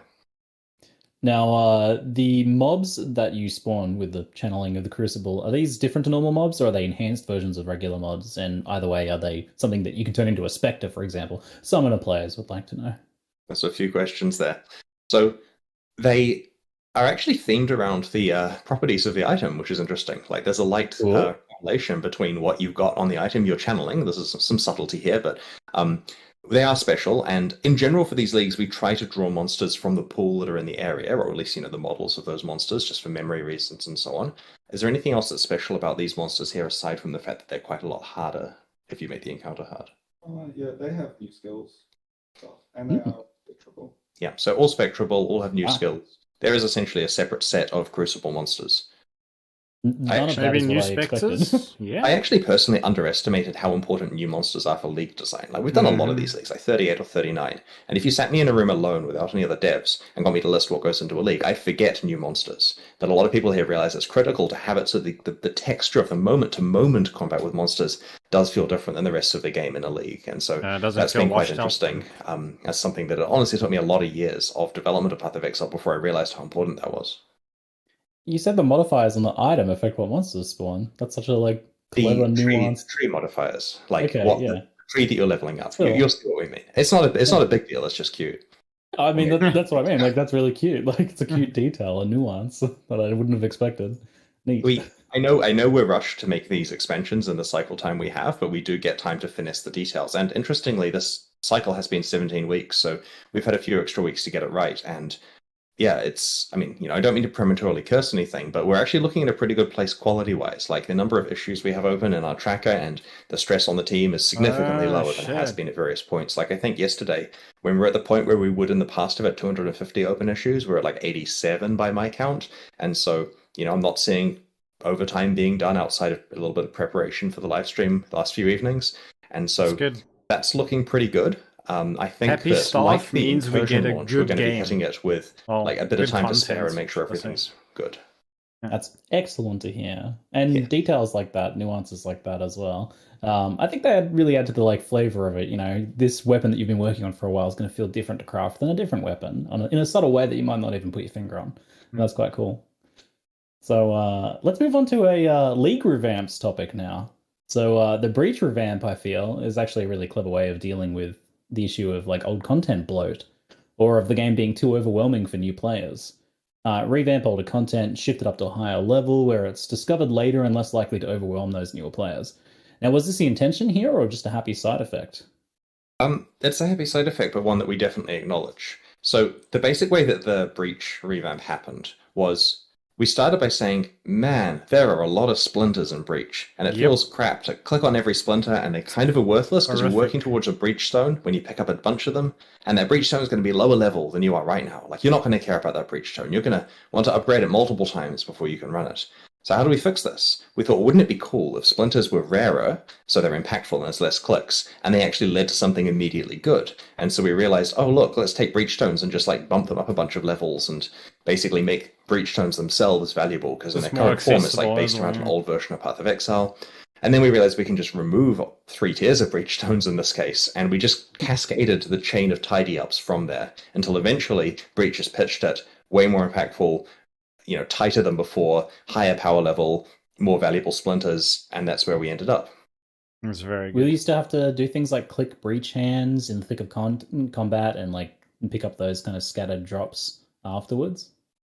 Yes, you do. And we think that clicking chests during the hectic combat with the chests vanish at the end is actually more part of the fun of interactive. Breach. Here is a glimpse into another world where monsters are rushing in from all directions. What can you get? Can you kill them in time? Can you get the chests? Blah, blah, blah. It's part of the challenge of the short flash encounter here is to get as many items you can through whatever means. And so we didn't want to make it so it automatically gives you your entitlement of chest items at the end. Now, picking up scattered items is annoying. I get that, right? There's no, this is not an intentional thing that we're trying to make the player have to run around afterwards and look to see if stuff drops. But we didn't find any good solutions that solved all cases, right? During this process, there wasn't an easy way of sorting that out that fit in with the other changes we're making. But we're going to keep an eye out on feedback. It's certainly something we're open to changing in the future if we find a good solution. The Abyss revamp looks great. I don't really have any specific questions about that one. Maybe chat will. But can we hope to see similar quality passes on more dated things in the future? For example, Harbinger, maybe? Yeah, it's very likely. No promises, though, on when. For 3.22, we haven't scoped out what endgame improvements are looking like yet, so it could well include Harbinger, or definitely not, and we don't know yet. And back to that kind of initial question, which was the idea of content bloat or things being a bit overwhelming for new players. Is this something that you guys recognize as a major issue, especially in the lead up to Path of Exile 2 with a bunch of new players on the way potentially? We're always aware of the fact that Path of Exile is a complicated game with a lot of stuff going on, and your point about raising the level of breach to take it away from, your introduction to maps is very valid. It becomes a thing where Path of Exile pretty well by the point that it's introduced, and it's difficult towing the line between how to describe this. It's difficult towing the line between lots of content being available and content being introduced at a slow pace. One of our competitive advantages versus other action RPGs is the fact we have a vast library of old content that's fleshed out.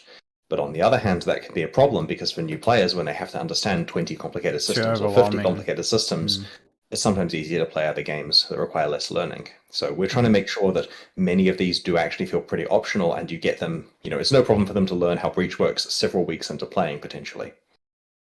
A bunch of people are also asking if there's any news on Ultimatum. We have mentioned in the past that we have a plan for Ultimatum. That plan is definitely still happening, but not part of 3.21. Fair enough. I'll just check every time until. Yeah. Maybe it'll be announced at Exocon. Maybe. Yes, maybe. Okay. Is Ritual being looked at for improvement? It got hit pretty bad due to the removal of +1 monster level watchstones. This is a question from chat. It hasn't been discussed yet, but as I mentioned, we haven't worked out the next set of in-game improvements, so fair enough. It'll be on the list to look at. Cool. Is there any plans to change Blight Atlas Tree notables? Half of them are there to guarantee Blight events when there's already Sextants and Scarabs? Yeah, exactly. We actually did a pretty deep look at Blight on the Atlas Tree a few months ago, and there were some inconsistencies we wanted to tidy up. Again, I can't promise that's in scope for 3.22, but yeah, it certainly is something that we probably need to evaluate. All right. Talking a bit about now masteries and ascendancies, there's some pretty big announcements there. One in particular that really impressed me was the life mastery that gives 15% life if your body armor has no life on it. That kind of feels like a game changer in some ways. Body armor has always had really fierce competition, and whether something has life or not is a big part of the evaluation there. So I really like this design overall, but we do have some unique items that have 5 to 10% increased life, and I imagine that might feel like a bit of a bummer if you want to use one of those. Well, in that case, you save yourself a passive point, and you get to, go pick a different mastery, and there are some powerful ones to pick instead. We're not intending to go and remove life off those because of the presence of the mastery. That would feel pretty mandatory. That'd be such a funny way to solve that problem. Yes. Find that no life. Now, this constellation style design that makes up for a shortfall feels like kind of new ground here, and it might have some potential use cases in other areas. For example, the idea of 20% increased movement speed if your boots don't have movement speed. Is this something you'd consider expanding out in other areas? It's currently just on the life mastery. I mean, we've got other interesting new designs on the other masteries, of course, and it is a possibility for later, but we want to be careful with this one because, in the boots case, for example, I worry that soon you'd pick, the masteries that make your gear good, and then it doesn't really matter what your items are, as long as you, for the love of God, don't roll that movement speed or life. And that's kind of against most of how people are trained to create items in Path of Exile. So we're experimenting with body armors with life, but, other things follow normal rules for a while. Yeah, it is. It does seem kind of like an experimental thing because you're right. It could go the other way to what you want, where it's it's a very cool addition. Perceptions of items in unpleasant ways, potentially. So interesting. I'll be keen to see how this one goes then. A lot of the other masteries look really impactful as well. I was pretty surprised to see instant leech after, that being such an issue in the past, for example. A lot of people have been hoping for a meta shakeup in terms of changing skills specifically, but here we're getting a bunch of new Val skills obviously have an impact, and then all of these masteries and passive changes and stuff like that. Now, what factors kind of go into deciding whether you want to rebalance a skill or the other things like gear and passives around a build, rather? So regarding the meta shakeup, we could at any point go and pick a bunch of skills and alter their damage values and so on. And we've done that in the past, and it hasn't really been as impactful as we wanted. Often what will happen if we buff things that are underused is people don't immediately notice, and then a while later someone stumbles across it, and that doesn't immediately cause the feeling of a new meta that people wanted. It feels like the same meta even though there's stuff they haven't found. And so we wanted to try in this case, leaving the skills alone for the most part. I mean, there's skill balance. You'll read it in the patch notes in a little while. But for the most part, a lot of the changes come from the fact that broadly, many of the masteries have been changed. 2 specific ascendancies have been changed. You've got a lot of new Val skills for many, many different builds. And the masteries in particular have a big impact here because they're right in your face when you're doing your tree planning. You certainly see all of these interesting new ways of building. An example is, let's look at stun for a second, right? previously, everything to do with stun in the game was about how do I make it happen less and how do I have it affect my character less, right? Shorter stuns less frequently.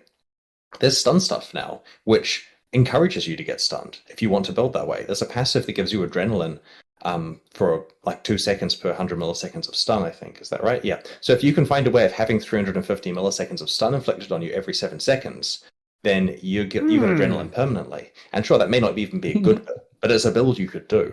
And so we're trying with these masteries to cause people to completely rethink how they interact with these mechanics.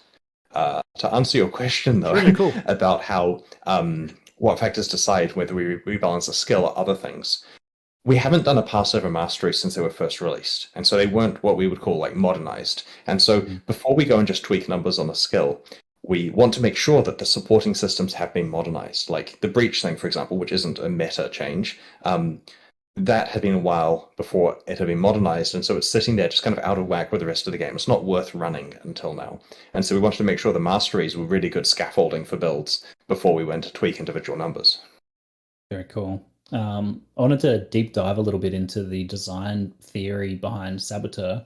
So I was pretty initially skeptical of the idea of like adding nodes that aren't about traps or mines, the core identity there. But those trigger bots look pretty awesome. Kind of changed my mind a little bit. They're quite unique. How do you go about making sure that the rest of an Ascendancy feels up to the task and has some choices for players to make? So, for example, you've got like Perfect Crime, the bots, and Like Clockwork, the cooldowns. Can't wait to Both see are really what great. And then you've got some Scion other gets. more contextual nodes in Explosives at Work, Expert, and Bomb Specialist. Those are like limited to crit or cold AoE builds, for example. But they're still potentially usable. But then everything else is traps and mines, that core identity. There's like such a big divide between the two playstyles there that there's not really any overlap in the nodes. So you potentially run into an issue where when you do something like this, you have no real choices to make because all of them you've only got the choices that make sense for the build and the others are completely irrelevant. So that feels like a potentially a little bit one-dimensional for Path of Exile. So kind of how do you get to this point? There's been a lot of iteration of a Saboteur, including recently. Like, we had a version in the live stream that we're ready to prepare, we're confident in, and we're good to go. And there was enough internal kind of, it might be perceived as a nerf going on that we went and changed it further, made sure that it was, we were much more comfortable with it, added more. Did we add entire nodes to it? Or we literally added a node to it to make sure that there was more choice and that it worked better. Refilmed the sections of the live stream, got me back in the recording studio to do the voiceover of that, and updated the live stream at the last minute because we want to make sure that the different builds work. And the Saboteur is a little bit of a different experience than before because it now has these other options. But it also, and most importantly, is not the only way to play traps and mines. Our goal here is that if the word trap or mine comes up in your build guide, it doesn't 100% have an association with Saboteur. There are trap and mine builds with other ascendancies now. Like with Necromancer, how if you want to use minions, it's possible to come up with minion builds that are on a different ascendancy. And so the Saboteur is the obvious place to go for easy access to trap and mine power, as well as like trigger stuff, right? It's the first point of call, but it certainly isn't the final point of call for people who want to do some really wacky stuff. Yeah, and that kind of like raises a good counterpoint, which is like, while there might not be a bunch of different choices for trigger builds in Saboteur besides the ones laid out, you have all of the other classes to decide. So picking Saboteur in the first place is that choice. So yes. And fun new playstyles added. The trigger bots are pretty OP. They look awesome. So cool. Does the new passive reworks to the two new classes affect Ascendant at all? Did we change the Ascendant? Yes, we did. Yep. That's Cool. cool. I didn't know that. Good work. Yes. That's what I was wondering now. We have. Good job, background devs. I want to look at that now. Do you folks plan on changing passives around the tree or just the masteries that are changing? Yeah, there are passives that have changed around the tree, right? Yeah, there's new clusters, and I mean, the patch notes, which will be posted as soon as we stop talking, have all the details, but it was mentioned in the live stream too, just in passing. Like how I mentioned early game balance changes, and then everyone comes to me and says, why are you not talking about the early game balance changes on the live stream? Yeah, there was life recovery clusters. There was a few new clusters scattered around to increase access to masteries, and there was +1 projectiles. Yep. So that was pretty spicy. Okay. Here's a question about the Sab. If Sabo trigger bots trigger your spells on them, how do those trigger bots cost mana to trigger? It's free. Do those spells cost mana? Like regular triggering, right? Oh. Yeah, it's just like regular triggering. The difference is There are 2 trigger bots, they run at the enemies like you'd expect, it triggers from both of them, and instead of just purely doubling your damage and moving it onto the enemies, there is this minor damage penalty so that it's not quite, That's literally like double damage, 70% but still of the obviously is a damage. big boost. Like 60%. Let's talk about a couple other random questions. You mentioned a fair amount of early game changes that changed the racing meta, though this is the sort of thing that affects everyone. So what sort of early game changes can we expect? And by the way, Bex, let's flip something involving support gems. Sorry. Yeah. So we actually have another whole skill gem and 3 support gems that we didn't even talk about in the live stream. Yay! It's 1 main skill and 3 supports, right? guys? Sweet. Snipe, Mana Forged Arrows, Prismatic Burst, Momentum, I think. Yeah. So it's interesting how this happens, really, but we ummed and ahed about what to do about the Exocon races for so long, right? Because we didn't want to just say, oh, look, it's the same Katavikil as last time, go. Because then we get exactly the same race with exactly the same racers, and it's just a repeat of the 2019 event. Yeah, it's boring then. But at the same time, when we looked at other wacky races we could do, they didn't feel like Path of Exile. Like, Path of Exile Racing is a celebration of how quickly can you play through the game without wacky mods involved. And so people, when we asked them what they liked about watching the races at Exocon, was the fact that the races are doing everything that the normal players are doing just so well. Like, they're just so optimized with their stuff. So we wanted to make sure they were playing true Path of Exile. The problem is true Path of Exile is more or less pretty similar to what it was in 2019. So we said, well, what if the racing strategy is different? What if we just went and improved the early game in a way that doesn't have significant impact on the actual meta of the late game, and just did a whole bunch of tidy up in ways that really affect races? And that way the races can play 3.21, which is released in a week. We'll do all the qualifiers during 3.21, and that's also the version of Path of Exile that's live at Exocon, because 3.22 is coming out a couple of weeks after Exocon. So it perfectly fits a consistent set of balance that we can keep the same for fairness. And so many changes were made, and this involved some pretty radical stuff. Controversially, and this is explained better in the patch notes, we've removed the Onslaught support gem from early game situations.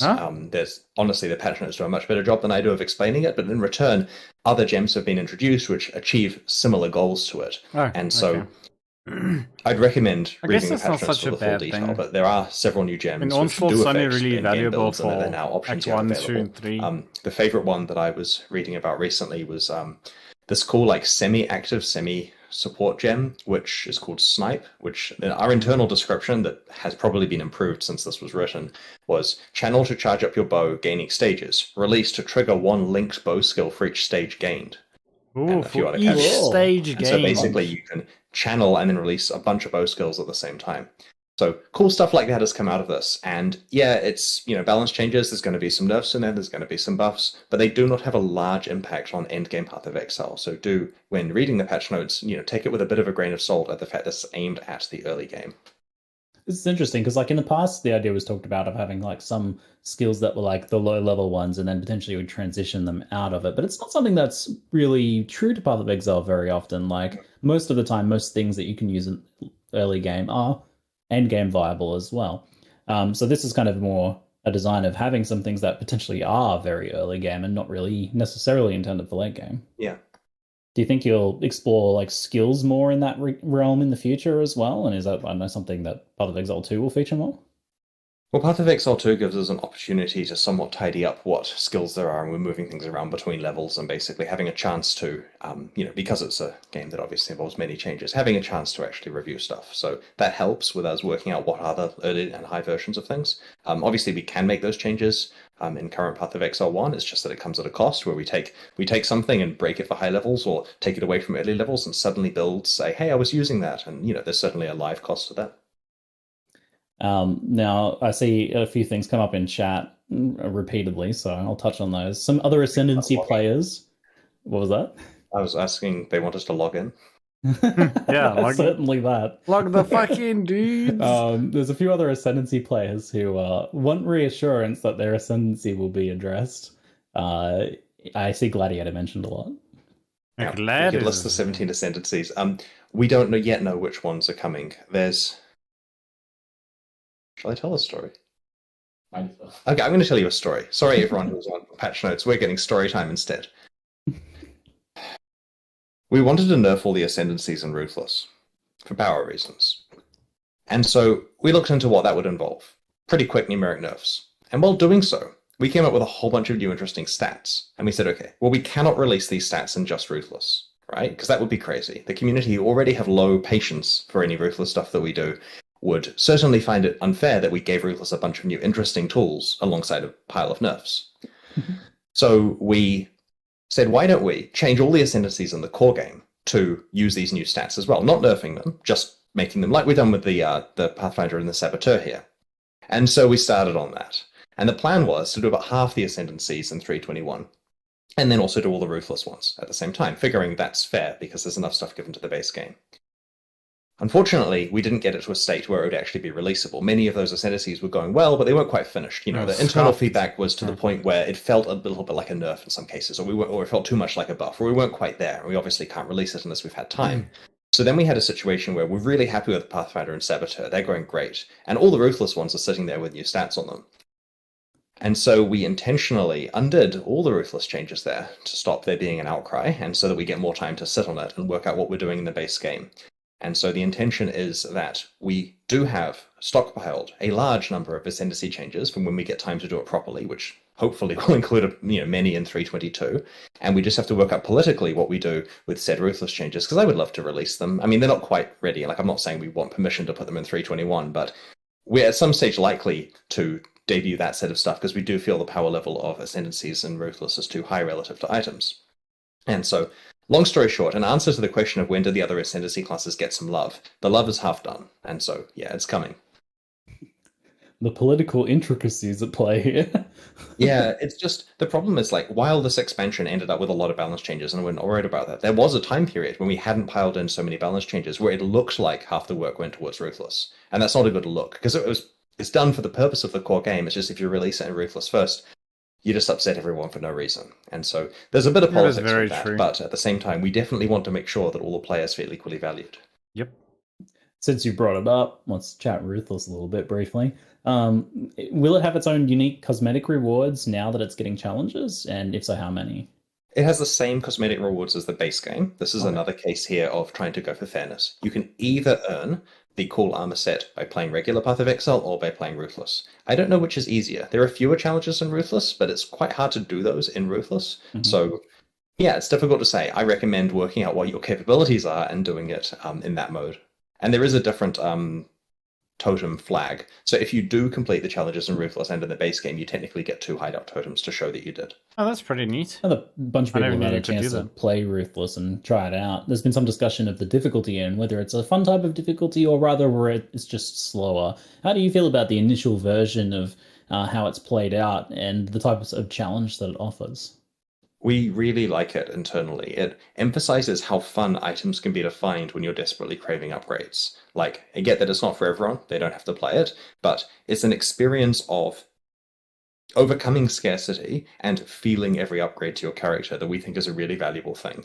And what's interesting is some people, when playing it, say, to be honest, regular Path of Exile, like baseline Path of Exile that a new player installs, could actually be Ruthless, and they might have a better time than the overcrowded, very complicated mainline version that we currently have. Now, we don't plan to make that change where we swap them around, just in terms of what the new player experience people get, but it is true that if you're sitting someone down for the first time, they get a bit more of a meaningful and less complicated experience playing in that mode.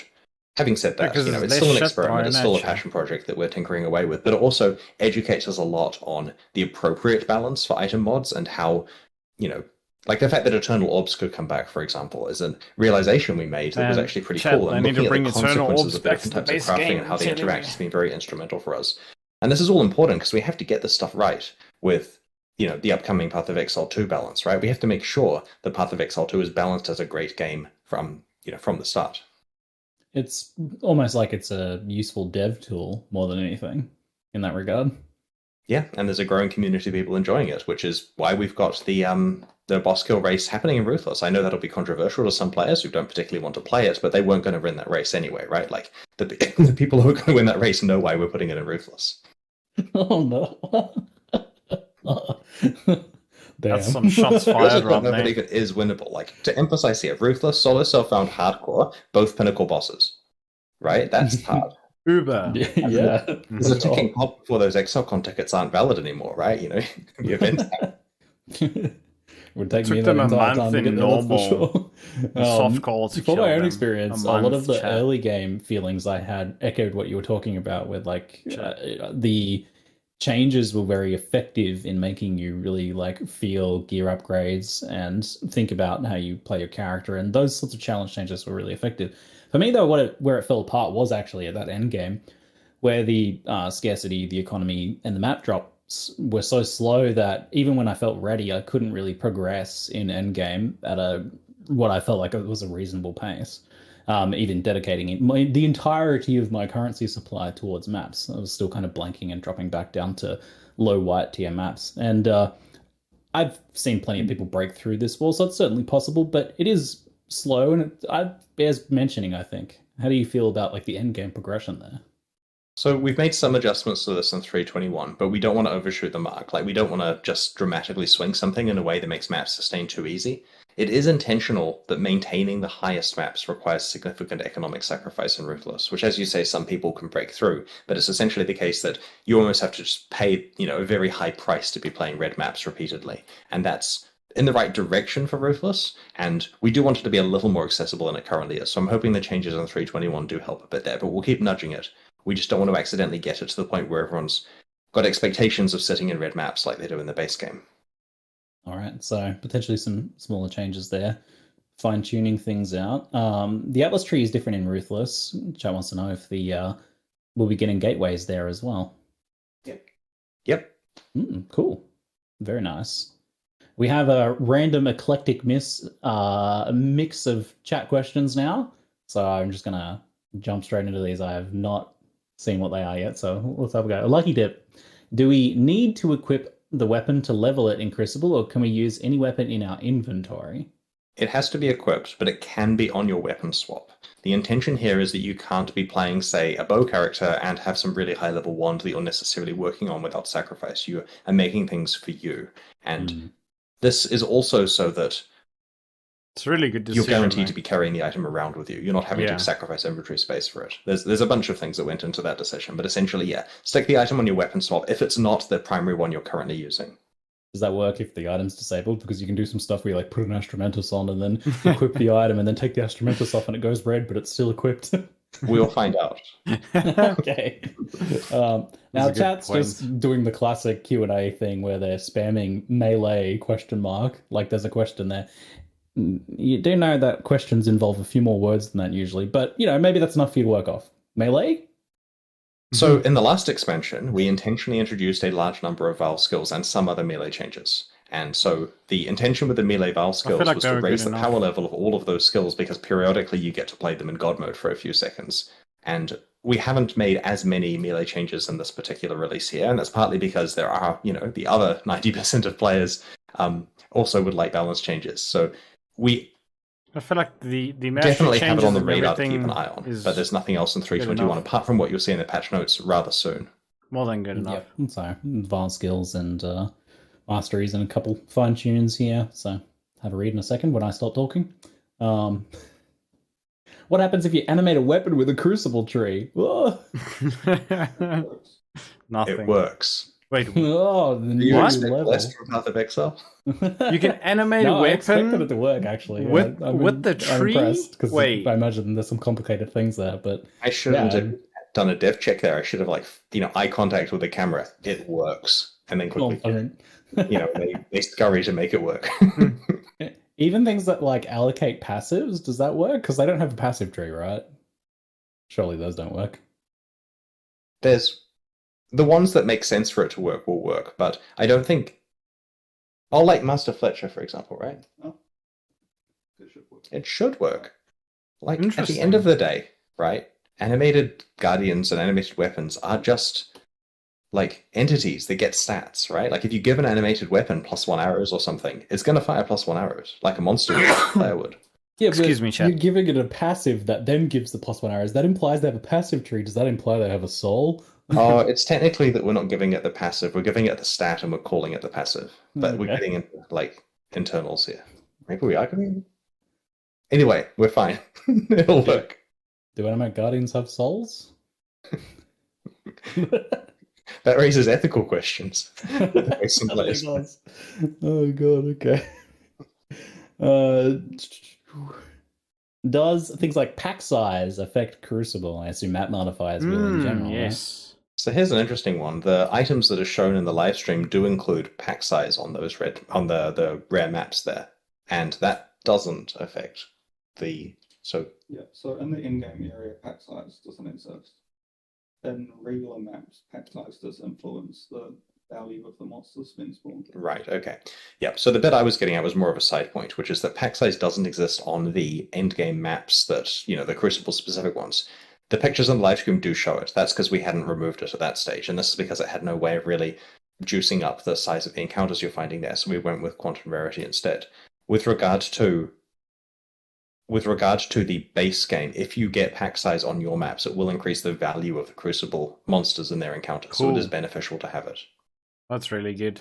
I Once was worried that it upon a wouldn't time, add did you the entertain extra the idea of bonus permanent on pack. skin transfers, destroying an item to create a permanent NTX? Is there any word on this, or has it been abandoned as unfeasible? It's hard, and we haven't done it yet, but it's certainly something that we don't have philosophical problems with. Okay. All right, chat. You been spamming anything else? I'm going to go log in soon. Yeah, log in. Is that the spam? Play some Crucible. It's still typing melee. Still not. Any changes planned for expedition gear? What's next with Ward? I'm unaware of any changes planned for Expedition gear at the moment. I mean, at this stage, it's pretty much a matter of they can read the patch notes in a couple of minutes, and that will answer, and Control F Ward, right? Mhm. And otherwise, keep posting feedback about what stuff you'd like to see changes to, and we'll look into it for the upcoming expansions. Perfect. Well, let's make that 1 minute. People want to know if fishing rods will have crucible trees, Chris.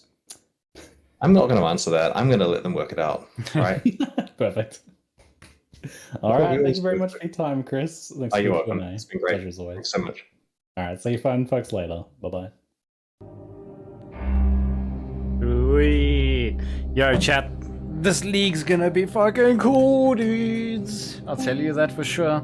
Okay, now we just need to wait for patch notes, which should probably drop within a few minutes. Probably like 30 minutes, maybe. So we're gonna have like a half an hour. Or maybe it's immediate, I don't know. Let's check it out. It's bad gateway, so that means we still need to wait a little bit. Yeah, I expect patch notes to be out in 15 minutes. Then we can go over that real quick. Hopefully they aren't like super long, or... Actually, you know what? I think this time, instead of reading through like the entire patch notes, right, chat, I'm just gonna, I don't know, like jot through it. Because last time it took me what, like 4 hours or something. It was too long, man. Alright, well.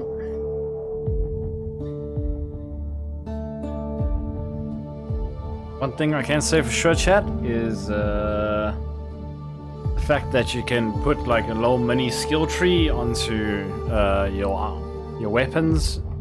It's definitely gonna... Oh man, like there's so many different things that you can get.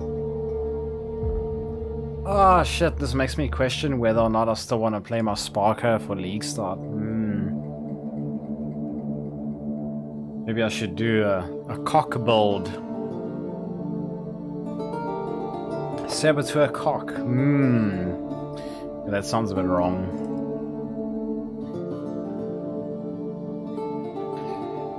Okay, well then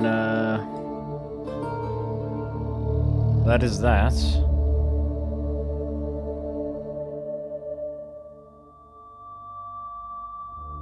Yeah, I got my drop. Sweet. Free shit, chat. All right. So now, oh, we are still getting the bad gateway. No, give me the patch notes. Yo, patch notes are live, chat. Let's fucking go, boys. Holy shit, that was quick. That was like 3 to 4 minutes. Yeah, look at it. Look at all of the clusters, chat. Look how many there are. Okay, well, this doesn't look that long. Wait. Yo.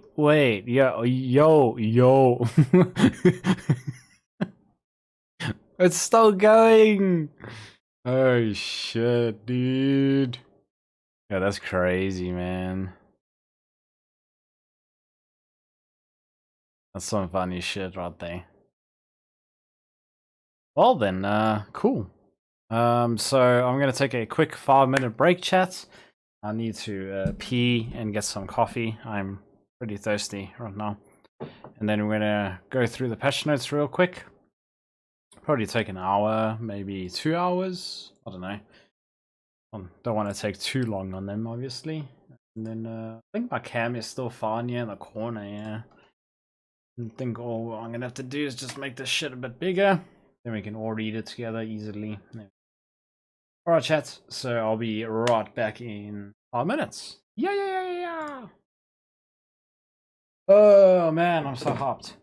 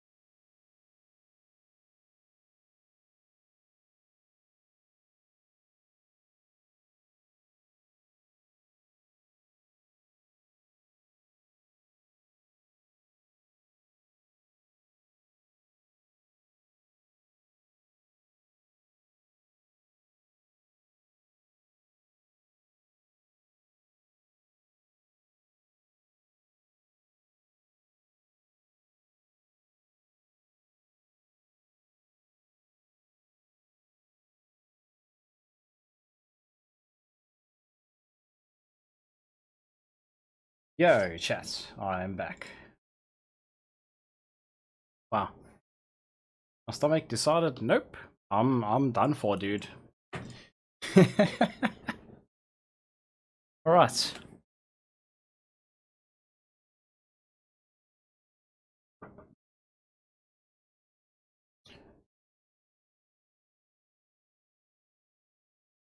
Okay. Yeah, we know this stuff.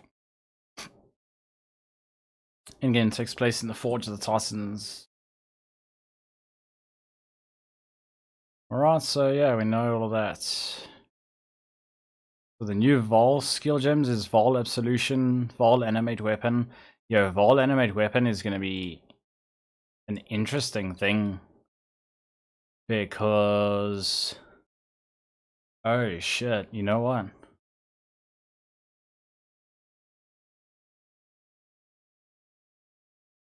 Wait, does this mean that Absolution and Animate Weapon are going to take minions over then?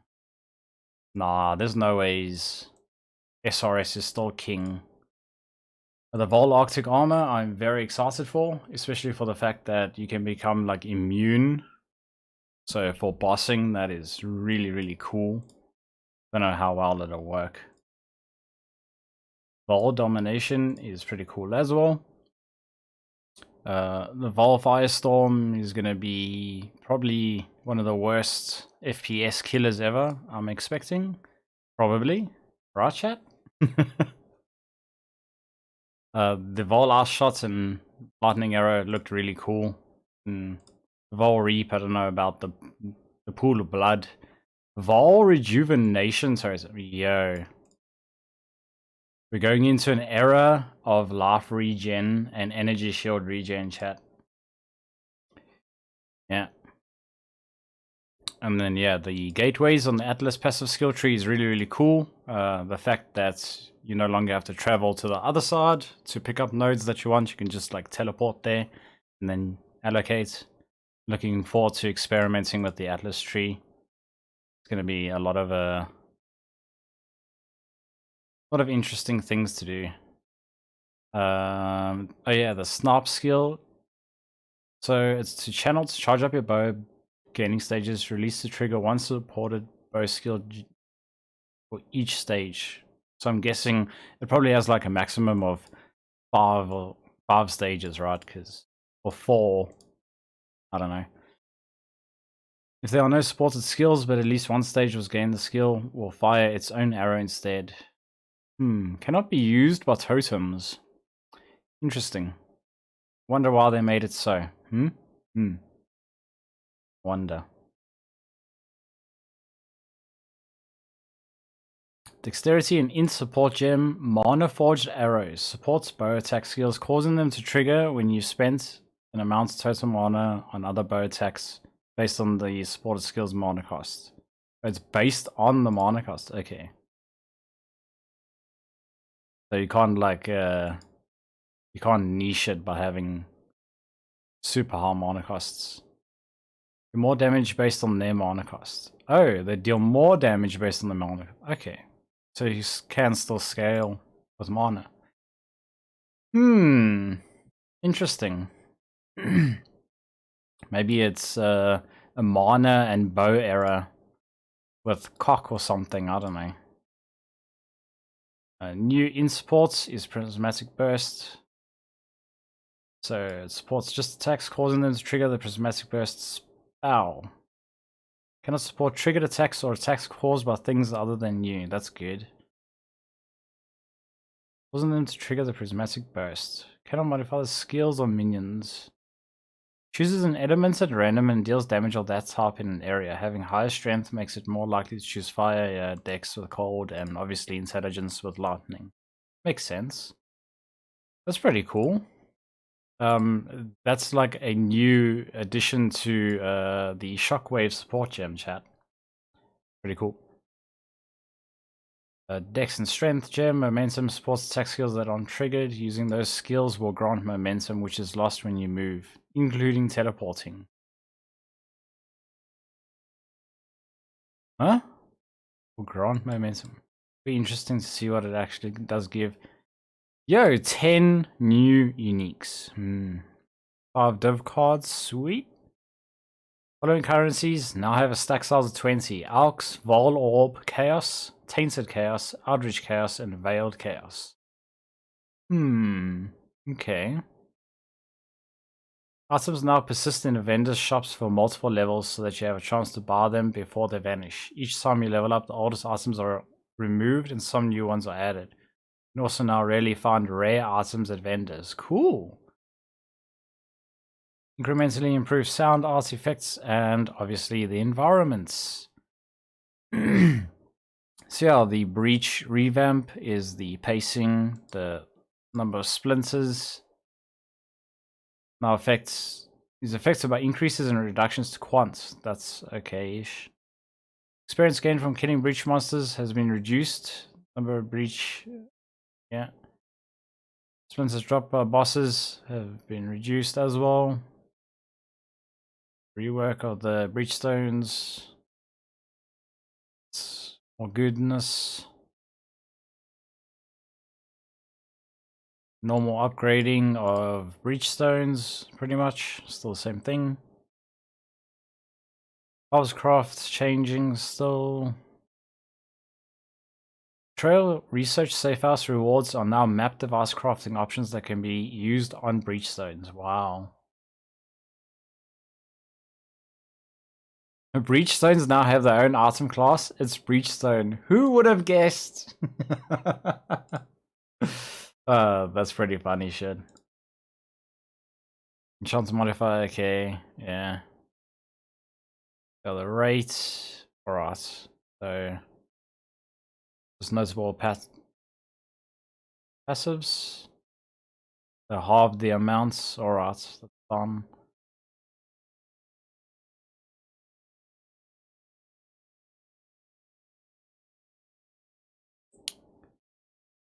Also revamped many breach uniques. Yo, let's fucking go, dudes.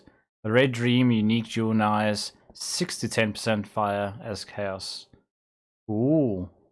Red Nightmare now has 6 to 10 fire as extra chaos, previously 5 as well. Wait, block attack damage is 50% of its value, previously it no longer has passive ground fire. Oh yes, okay. Green Dream unique jewel now has cold damage. Okay. Same thing with green not okay. Same thing with blue dream. Alright. Yo, let's see. The United in Dream unique sword no longer has minions deal increased damage. RIP! Or minions leech 5% of damage as life against poisoned enemies. What the fuck? It instead now has minions recover 10% of life on killing a poisoned enemy. That sucks balls. RIP to the minion users. That's not cool, man. Why would you do that? Sag. Well, at least now this means, right chat, that if you were to use a United in Dream, you're just going to replace it with a +2 wand. It's exactly the fucking same thing, right? Anticipation unique shield now has 100% increased armor, which was 120, okay, and 1.5 to 3,000 armor. You've blocked previously from 1,000. I mean, that's decent. Surrender. Increased armor. Recover 250 to 500 life when you block. No longer provides 1,500 armor if you've blocked recently. Oh. I mean, this is still really, really good. Because now this is more of an option for recovery on people's builds. That means it's going to be fucking expensive.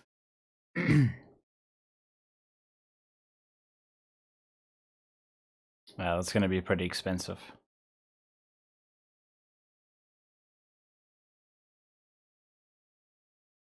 Infinite Pursuit unique boots are now found on the Titan Greaves, previously on Goliath. No longer has life and now provides increased movement speed while bleeding from 20. Well, now it's 20, was 15. Bleeding on you expires 75% slower while moving. cannot be stunned while bleeding, and cannot be poisoned while bleeding. Ooh. Okay. The downside is outweighing, yeah. Yo, Reprash. What's up, my man? Hell yeah, dude. Look at the goldness, dude. Oh man, that's so good. Holy yeah. Fuck yeah, dude. It doesn't even feel like a year, actually. That's insane.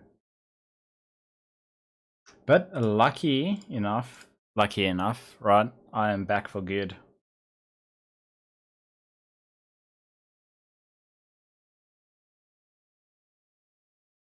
It doesn't at all, yeah, man.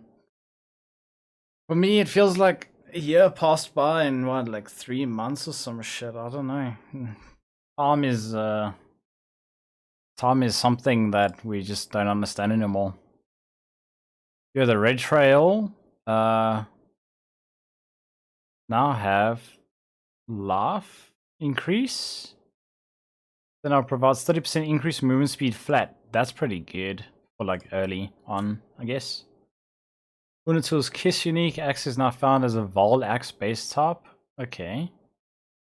That's more damage. So now more flat damage. 100% chance to curse enemies with vulnerability on hits. Nice. No longer has a 25% chance to inflict bleeding. That now provides exerted attacks deal 200% increased damage, and exerted attacks always knock back. Yo, what the fuck is that, dude? Look at that buff, chat. Yo, whoa.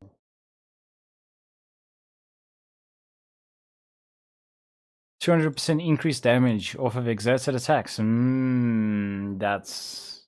That's juicy. Damn.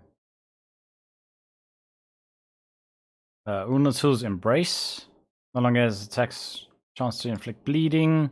Now 25% chance. Okay, so Zoph's Inception. Now found as a Citadel. No longer bone. Alright. More damage. Now provides gain 200 to 300 life. That's actually... Damn. Nice. So they also buffed the damage. As projectiles pierce all burning enemies, and arrows deal 30 to 50 added fire damage for each time they have pierced. Shit, dude. That's really good. Formless Flame no longer provides life or armor, now has reduced fire damage taken from hits. Well, that's pretty cool. Same time, it's lame, in my opinion. 8% physical from hits taken as fire. Wait, no longer has. Oh.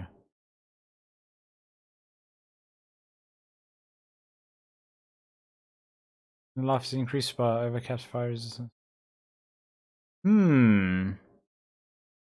Okay. Level 30 Infernal Legion. Shit. Wait.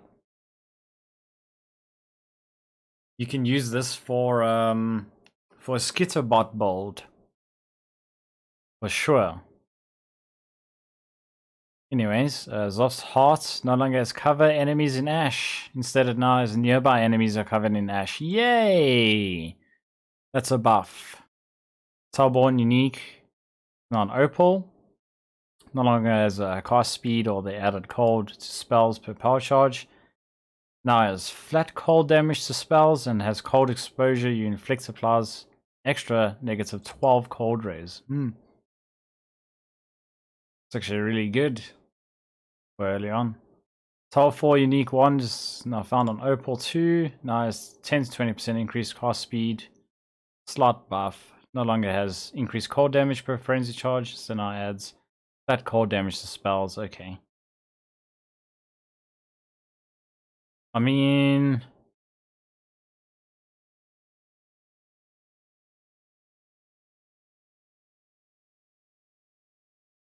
That's sick. because it's flat. That is really, really good. Wow. Shit, these changes are like really impressive. Snowblind Grace.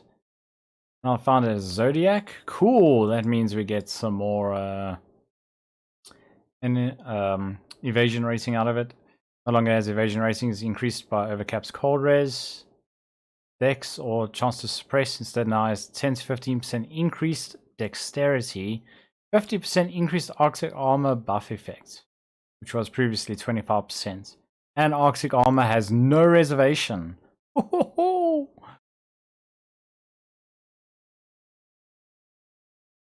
For dex stacking and the Arctic armor, damn, that's going to be pretty interesting.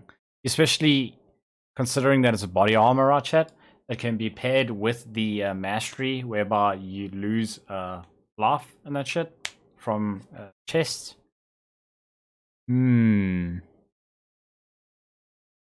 Yes. I'll see what Chris meant. Perfect form no longer has increased dexterity, or Arctic armor has no reservation. Wait, now has high evasion rating and 50% chance to suppress spell damage. Shit.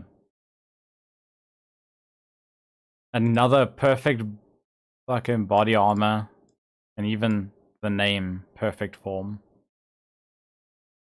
The Halcyon unique amulet no longer has increased cold damage and now has freezes you inflict spread to other enemies with a radius of 12. Okay. That's interesting for clear. And the Thought and Motion unique claw is now found on the Imperial Claw. Oh. Wow. No longer has adds 1 to 50 lightning damage or 1 to 5 lightning damage to attacks with his weapon. Also no longer has increased elemental damage with attack skills or increased attack speed. Yo, what the fuck? They destroyed it. Now provides increased dexterity and increased intelligence, and it adds 1 to 10 lightning damage to attacks with this weapon for 10 dexterity. Provides 5% increased critical strike chance per 25% intelligence and has recover 1% of life on kill. Oh, if only this was recover 1% of energy shield on kill, chat. If this was increased energy shield on kill, fuck.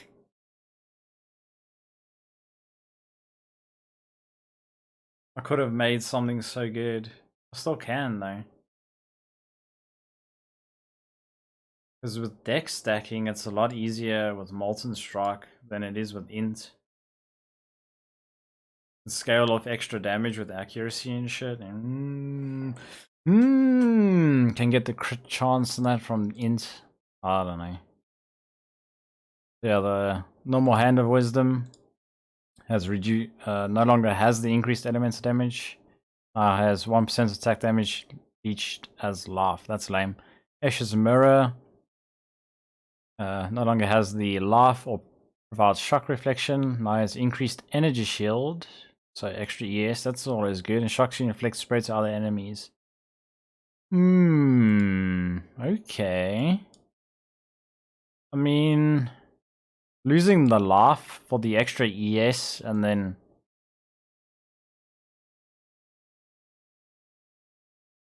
spreading the shock. Don't know. Voice of the Storm unique amulet no longer triggers lightning bolts or has critical strike chances. Okay. Instead now it's 50% increased lightning damage, and lightning damage with non-critical strikes is lucky. Oh. Ooh. That's fucking moist. Because I was gonna use the Voice of the Storm for my League starter with Spark. That makes it so much better. Holy shit. That's so much better. With non-critical strikes is lucky.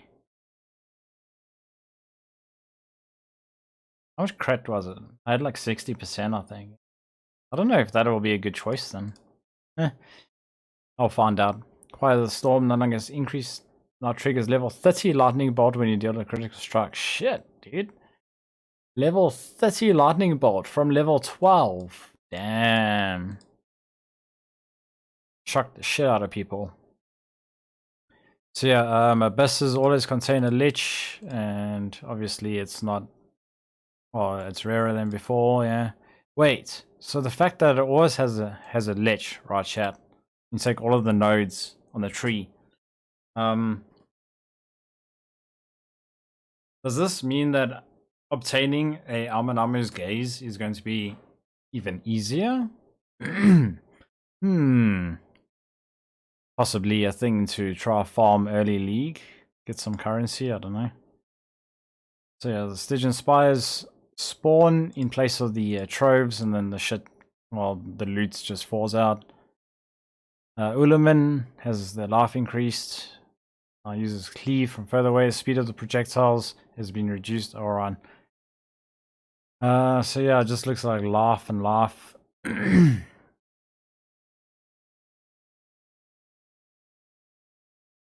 So the nodes for the, yeah, yep, still taking the nodes is a really good thing. You can get the R86s from this notable. Alright. Also taking the opportunity to revisit Abyss unique items. Oh my fuck, chat. Did I just read this correctly? Abyss items getting changed. What? I can't believe it. Actually can't believe this shit. Shard of the Lightless no longer has the increased max life or the increased max mana. All the socketed gems are supported by 25 Eddie Pen. Instead, it now has 3% increased maximum life per Abyss Jewel affecting you. 3% increased mana per Abyss Jewel affecting you. And penetrate 4% elemental resistances per Abyss Jewel affecting you. Shit! Also now 2 to 3 Abyssal socket variations of... Ooh. Shit. What? So you're still getting the Ellie pen. I don't know. No, I don't know about that. I mean, that's really good, but I don't know. Tomb Fist no longer has the increased max life. Now has 5 to 10% increased attack speed. Can also now roll 2 random modifiers that require specific Abyss Jewel socketed from a pool of 6 modifiers, previously 2 set modifiers. That's interesting. Yo.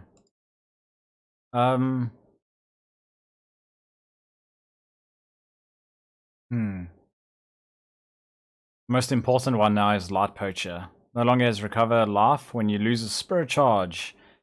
Instead has a 100% chance to gain a spirit charge on kill, previously 20%. Gain 5% physical as extra damage of each element per spirit charge. 5% of fizz as extra damage of each element. Each, chat. It's 15% extra per spirit charge. What the fuck? 15% per spirit charge. You can get, I think it's 8 spirit charges, right? If I'm not mistaken. I think it's 8. Holy shit. You can push well over 100%. That's sick. Darkness Enthroned now has 50 to 100% increased effects. Okay. That means Darkness Enthroned are going to be really expensive for the high rolls. Like between 95 and 100%. Holy shit, they're going to be expensive. Well, looks like I need to farm Abyss then. Bubonic Trail no longer provides increased movement speed, or the life, or the increased damage. Has up to 32% movement speed while affected by a magic Abyss Jewel. Reduce duration of elemental ailments on you while affected by a rare Abyss Jewel. And 16 to 24% increased reservation efficiency while affected by a unique Abyss Jewel. Shit. Yo. This is crazy buffs. Sekrod's Gaze, nice.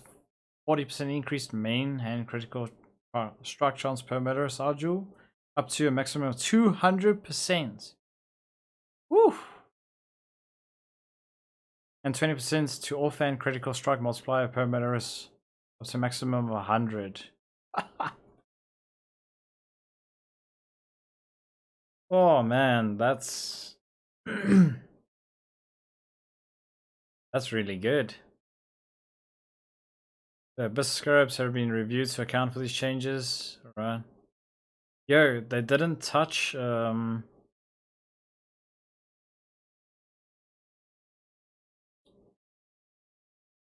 chat, they didn't touch the jewel. I'm so surprised. Right, Wing Scarabs, Poison Area, 2 additional abysses, 50% increased monsters do not lead to an abyssal depth to lead to a Stygian Spire. Oh. So if you're using Scarabs, you're not getting bosses basically. Okay, I understand. Atlas changes. Map rotation.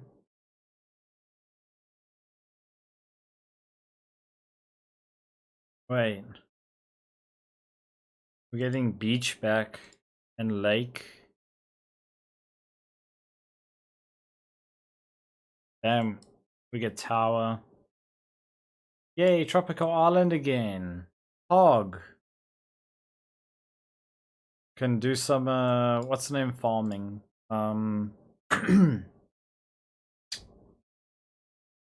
Do some daily farming. Yeah, shuffled. Some bosses are required to defeat Pantheon. Yeah. Crafting recipes moved around.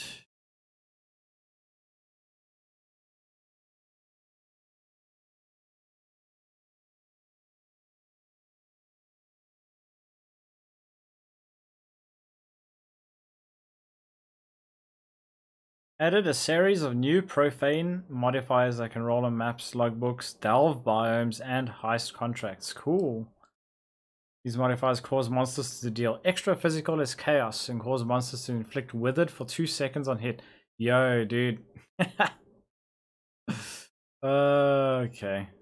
Outreach Altar causes you to have reduced cooldown recovery rate per power charge has been replaced with one that causes you to have reduced critical strike multiplier. That's so good. You have an invitation. Increased quantity of items found is removed. They now each provide final map boss has 8% increased chance to drop a Maven's invitation. Number of Crescent Splinters dropped from Maven invitations has been slightly increased to account for this change. Sweet! We can get Maven invitation Mavens much quicker. Enchantment to a non-unique map causing us to not consume sextants. Rest 50% chance to not consume, okay. Chance to normal spawn with a high number of sockets and link. Oh, okay.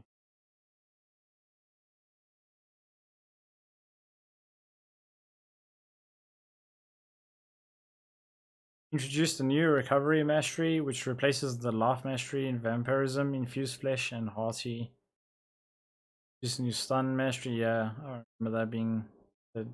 So the accuracy mastery chat that is now in place is increased accuracy against uniques. Gain accuracy rating equal to intelligence. So just touching back real quick to the hand of wisdom and action. Right, chat, with the accuracy and that stuff, with the dex stack and the int, this is looking good. Minions accuracy rating is equal to yours. Ooh, that's pretty decent. Increased accuracy rating at close range. That's POG for melee. What the fuck? 500 to accuracy rating, -2 to accuracy per level. This is really good for like early on until you get to about, I don't know, what is it going to be, like level 70 or some shit? 1 armor per 2 strength with armor. Okay. Once you're all max raise, if equipped helmet, body armor, gloves, and boots all have armor. That's pretty decent. Increase the armor per second. You've been stationary up to a maximum of 100%. Cool. Yo, Sterily, dude. Set an alarm to watch your stream 2 hours ago and slept through it. Oh no, reap! But it's okay, dude. It's okay. So far, it looks like the league's gonna be really, really good, man. Like really, really good. With all of these cool, nice, spicy changes. Since that Ultimatum League is back, no. They did mention that Ultimatum will come back sometime, just like they always do. But yeah, it's pretty cool. You can forge passives onto your weapons and that shit, like from the skill tree, or even notables by the looks of things.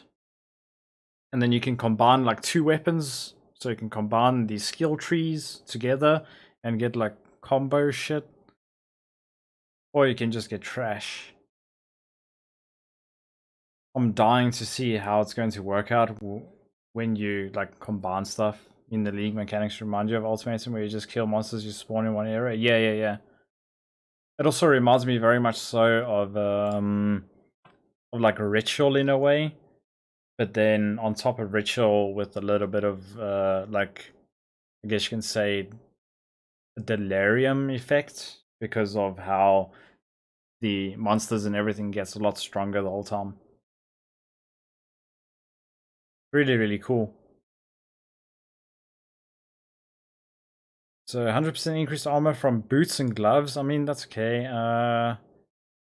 Armor and energy shield. 2% chance per 5% missing energy shields to defend with 150% of armor. It's okay. Recover 5% of ES over 1 second when you take physical damage from an enemy hit. Yo, chat. This this here specifically, because it says when you take physical damage from an enemy hit, right? 5% ES regen over 1 sec. This is sick. RF's gonna be the way. If you have enough AoE, all you do is just stand there wondering if you spawn the monsters. True. Just gonna be running in circles like, what the fuck is going on? Why is everything red underneath me? What is happening right now? 10% of armor also applies to chaos damage taken from hits. Wait, 10% of armor also applies to chaos damage taken from... That's pretty damn good mitigation. I know it's only 10%, but yeah. And then 10% of physical damage from hits taken as chaos. Yo, you can mitigate 10% of physical damage for free, chat. For free! All you have to do is select one little mastery.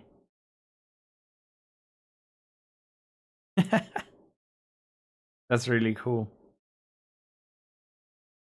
Defend with 120% of armor against projectile attacks, 5% more chance to evade melee attacks. Not bad.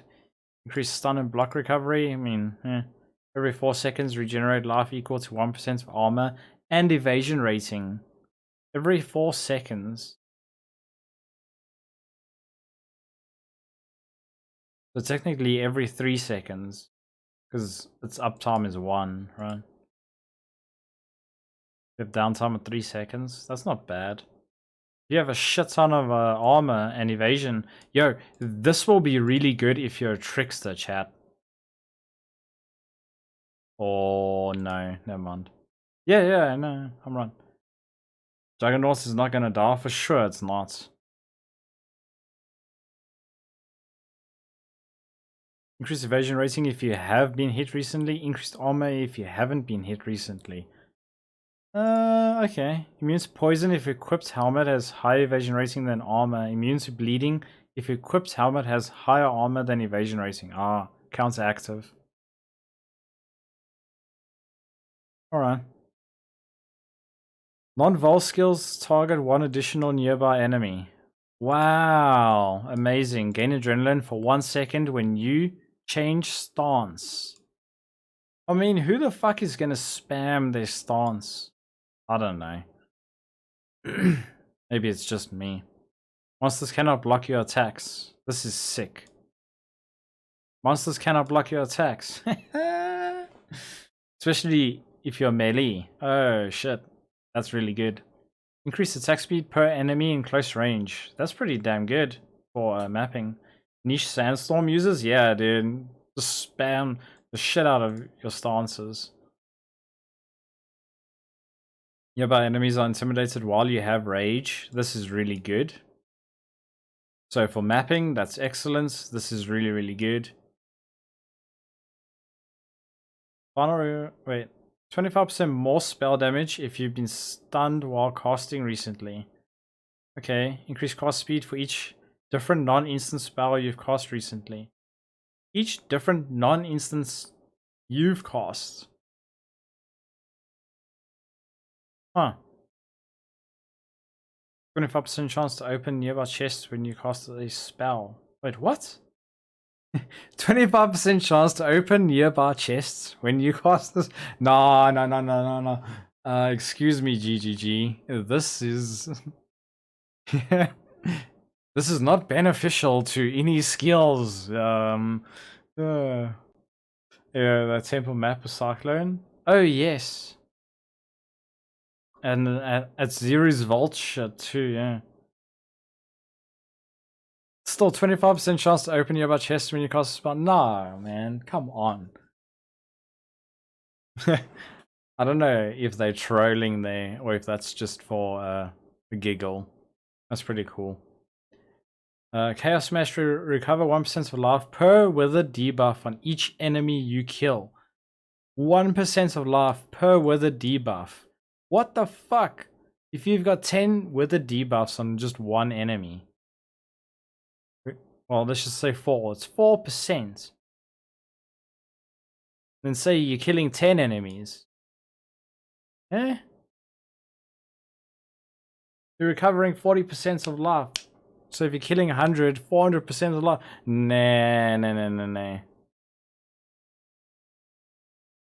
It's buff survivability while mapping, yeah. Definitely. Dude, that's... Yo, chat, what is that? No. That's unacceptable. Now I don't know... 1 to max chaos raise, that's really good. 10% more chaos damage to enemies which have energy shield. 5% chance when you inflict withered to inflict up to 15 withered debuffs instead. This is damn good. Yeah.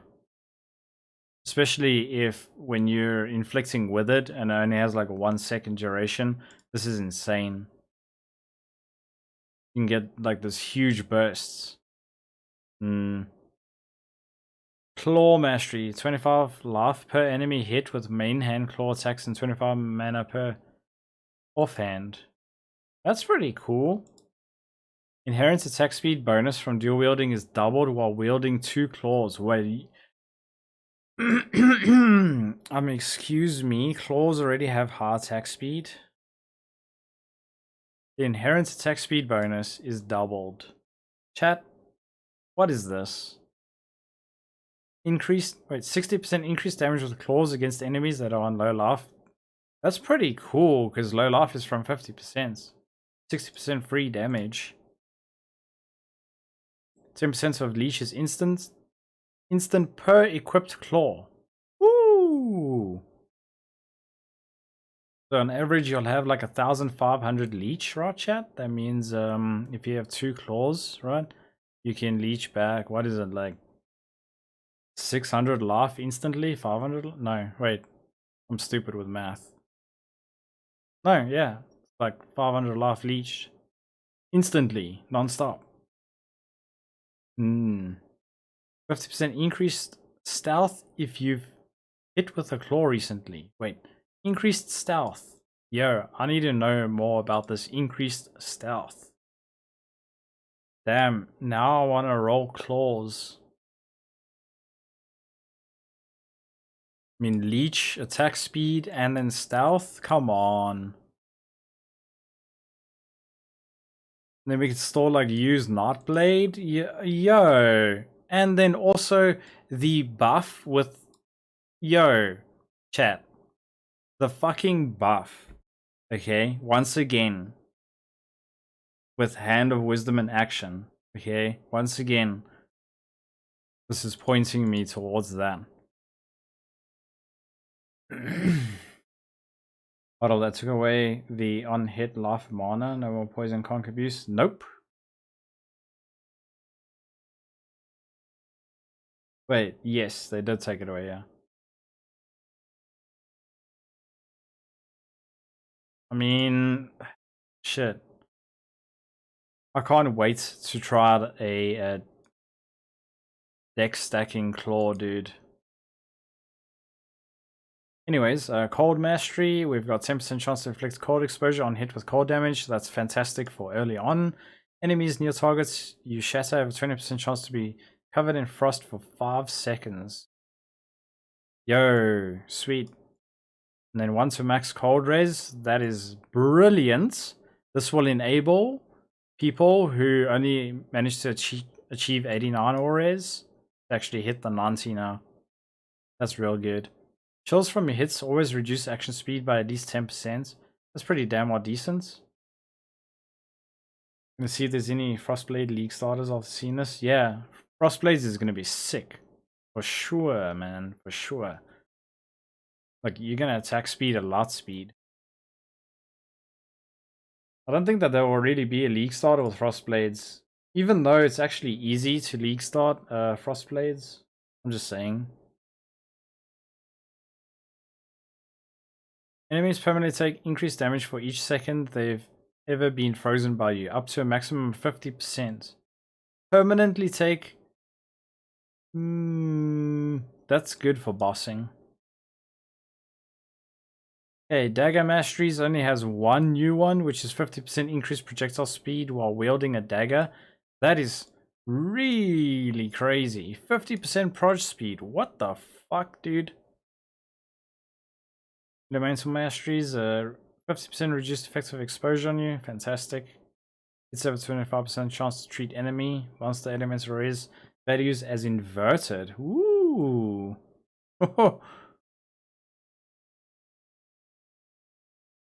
That's interesting. Critical strikes against you do not inherently inflict elemental ailments. Not bad. 3% chance for hits to deal 300% of physical damage is extra damage of a random element. Wait, what the fuck is that, dude? It's like getting 3% chance to deal triple damage. 10% less physical damage taken while on full energy shield? I don't know. 30% of chaos damage taken does not bypass energy shield. Ooh. Oh. Oh. Oh. Oh man. So with my League starter, I wanted to use a Brutal Restraint, I believe it is, so that half of chaos damage goes through. It bypasses energy shield, right? So now I wonder if this 30% will reduce that to 20% only. And then like mitigate the 30% of chaos damage that's passed. Will it work like that? Shit. I really want to make it easy to be resistant to chaos. I mean,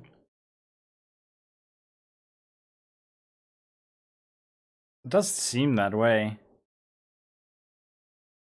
But if you just look at everything, right, you can clearly tell that it's not necessarily that easy to gain resistance and that shit's chaos without having to sacrifice. Whereas like cool things like this don't require you to have to sacrifice anything. You can pump more damage. I think that's the only explanation here. Or maybe they just want everyone to be super fucking tanky. With evasion, have a 15% chance to suppress spell damage if equipped helmets. Okay, if everything has evasion rating. That's damn well good. But early spell suppress cap, very, very good. Evasion and energy shield. Increase maximum energy shield if both equipped rings have evasion modifiers. That's good, dude. Right? 40% increased energy shield recharge rate if equipped amulet has an evasion modifier. 100% increased evasion rating if energy shield recharge started in the past 2 seconds. That's pretty valuable. 1% increased evasion per 5 intelligence. Dexterity provides no inherent bonus to evasion rating. Alright. Every 4 seconds regenerate energy shield equal to 1% of evasion rating. Okay, so this is the same as the armor one.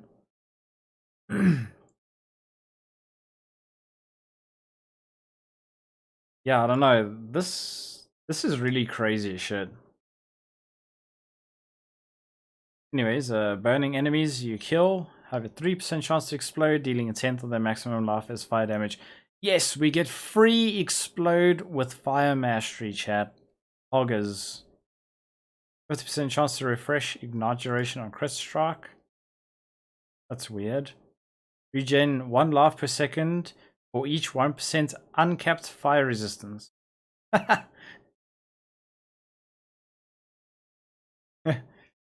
RF is going to be easy to level. Yeah, dude. It's going to be super easy to level with RF. And you can just blow shit up now as well. I mean, you know, it's GG's. Like, honestly. All of this is a huge buff to RF, yeah. I just realized that. Crit strikes do not inherently ignite. 100% increased damage with hits against ignited enemies. Right. 25% chance to gain a flash charge when you deal a critical strike. Okay. Enemies you kill that are affected by elements or ailments grants 100% increased flash charges. That's really cool. Recover 4% of life when you use a flask. That's so good. 4% of life. Auto flasking the whole time. Permanent uptime. They just put the Pathfinder Ascendancy at Mastery? Yeah, dude, they did. Like, literally.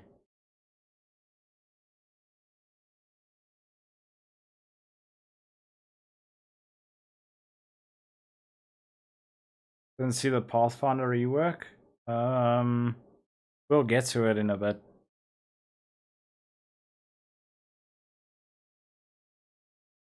So Fortify, you now recover 100 life for each fortification lost. For each!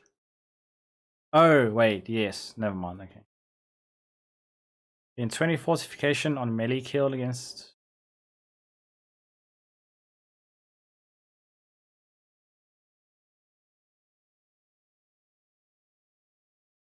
Just, so yeah. Sorry, I spaced out there, chat. Trying to think of champion with the fortification, how that would work. But anyway, reduce duration of ailments on you per fortification. Okay, increased stun and block recovery. Alright. Don't see how that's really all too good. Impale Mastery. Ooh, shit. 10% chance on hitting an enemy for all impales on that enemy to last for an additional hit. That's pretty good. 20% chance on hit to remove all impales from enemy. Impales removed this way multiply their reflected damage for this hit by the number of hits they have left. Oh, what the fuck is that, dude? What?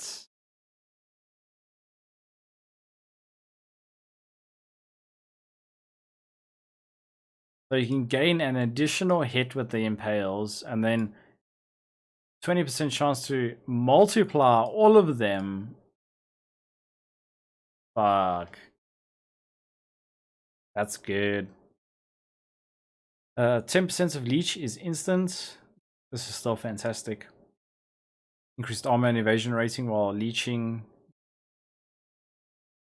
That's decent. 25% more damage with hits against enemies that cannot have life leech from them. 25% of damage taken recoups as life if leech was removed by filling unreserved life recently. Wait, taken recoups as life if leech was removed by filling unreserved life. Oh. That's pretty OP. 25% increased maximum total life, mana, and energy shield recovery per second from leech. Oh yeah, they mentioned they merging all of them together.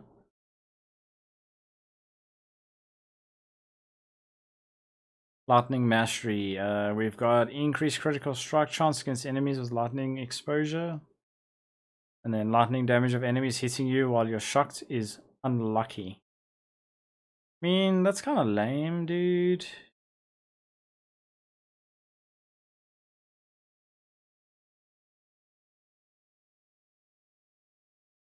Yeah, I don't know.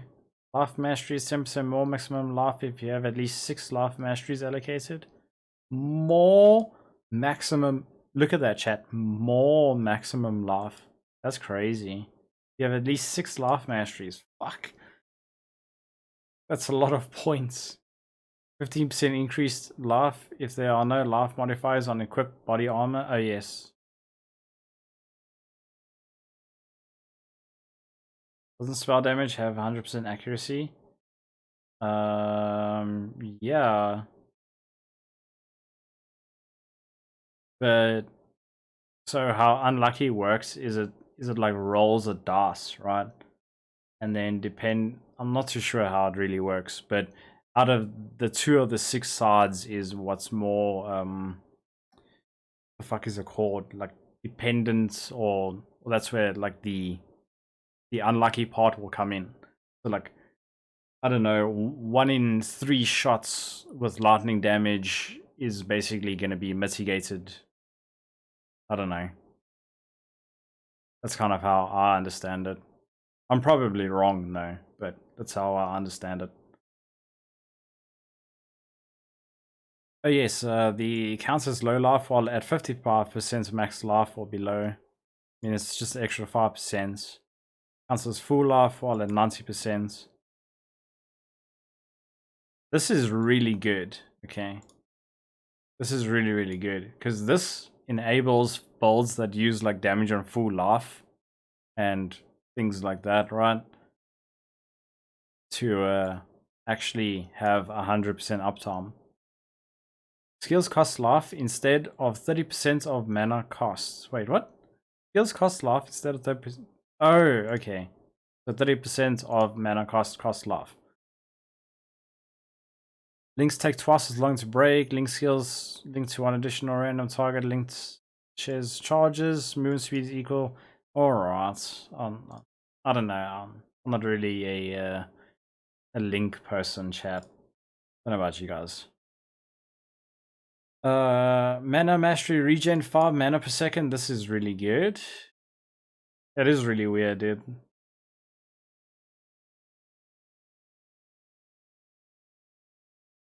Doesn't make sense. So 30% of the mana cost of your skill instead will cost 30% life. Well, that much life, sorry. 12% increased mana reservation.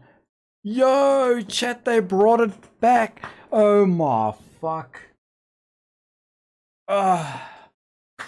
Oh yes, chat. Oh yes. Well,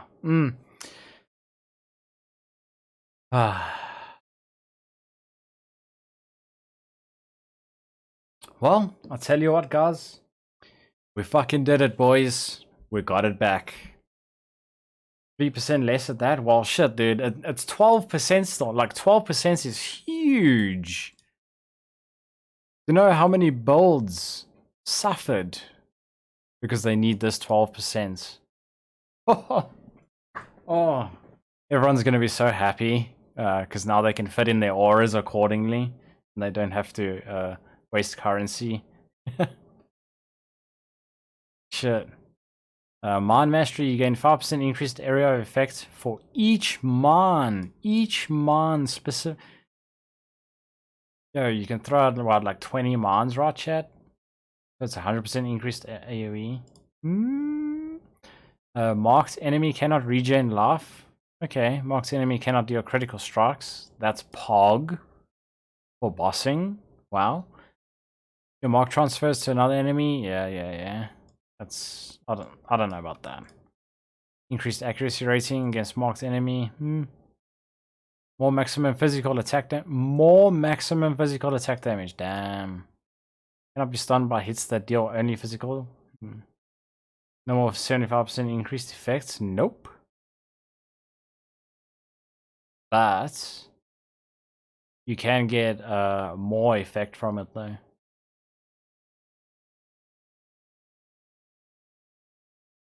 There's 3 new like little nodes in the tree where you can get the 75% back, I think. Well, it's probably going to be 50%, I don't know.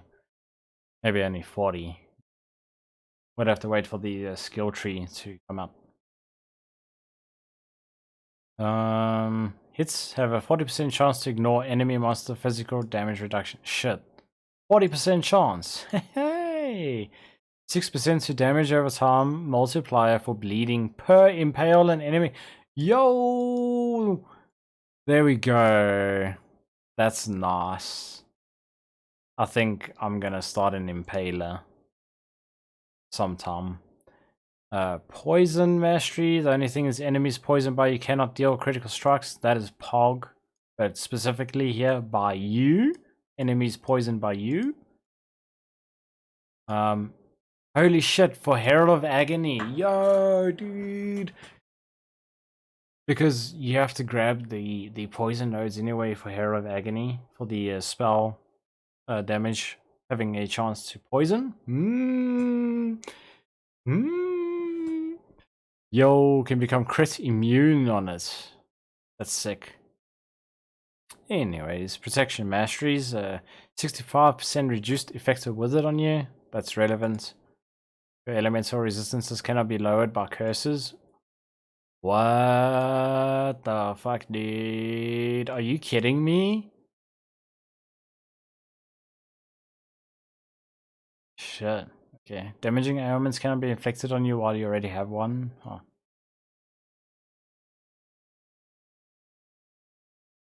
Recovery masteries. 3% chance to recover or laugh when you kill an enemy. An enemy. So wait. If you're killing mass enemies, you are continuously... That's sick. What the fuck, dude? Alright, my god, early so... Yeah, dude, legit. RF is gonna be peanuts to get up and running, chat. Every 3 seconds, consume a nearby corpse to recover 10% of life. That's decent. Nearby enemies have 50% reduced life regen. Wait, wasn't that around already? Life recovery from regeneration is not applied every 4 seconds. Recover 1 life for every 0.1 life recovery per second from regeneration. Okay. So if you just have a shit ton of life recovery, mitigate that through one of the timeless jewels for the less damage taken, I can see that working, yeah.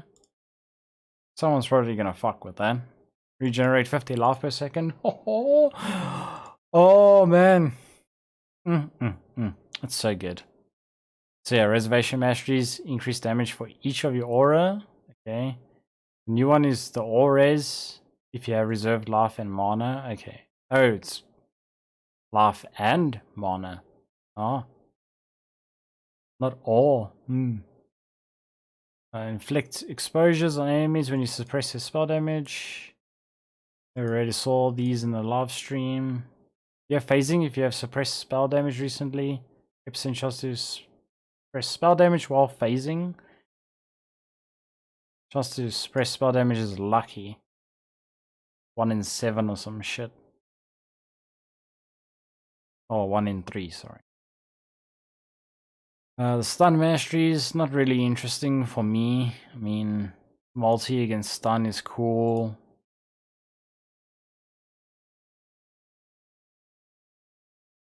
I don't know. Traps, 8% chance for traps to trigger an additional time. Not bad.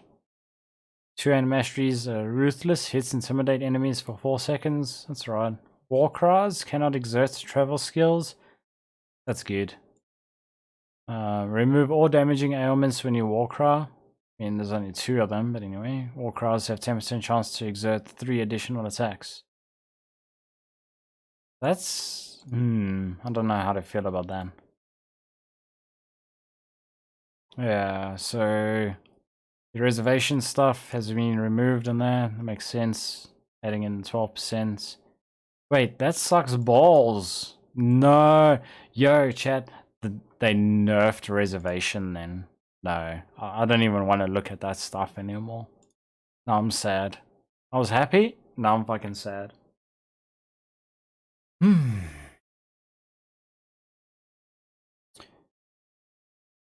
Attack clusters.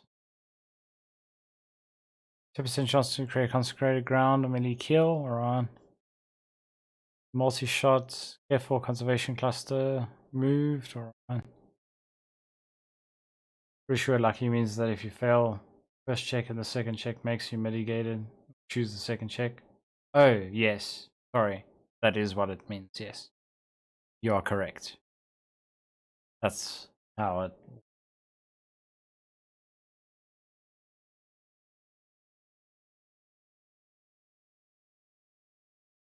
Effect chill, multiplier, alright. Fortify, link mark, poison cluster. I don't know. Just some extra damage stuff. Oh, they've added so many extra clusters. What the fuck? Okay, so ascendancy changes. How far are we? Fuck. So much. But we're almost there. Unlucky is likewise just opposite. If you didn't get hit or roll again, get hit or choose. Oh, yes. Oh, wait, I remember now. Still when I was calculating with the Molten Strike dude, with the lightning damage being lucky.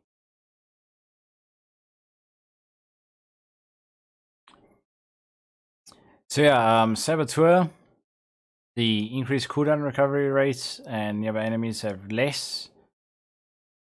It's really, really good. Increased area effect for each mon, I mean, gone, because that's replaced with the mastery.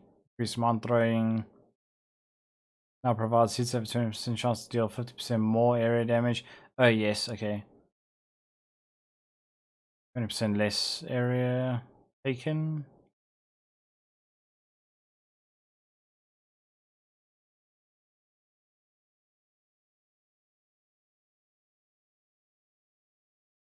But it...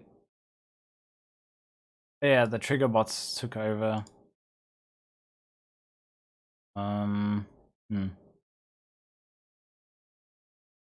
Alright, well.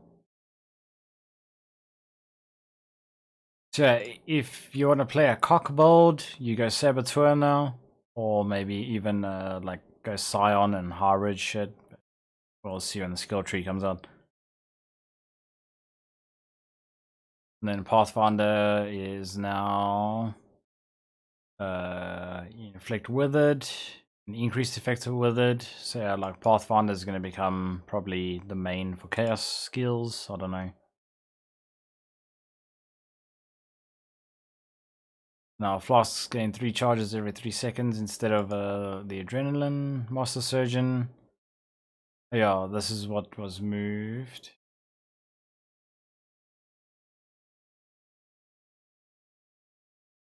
Yeah, this is just for life flask.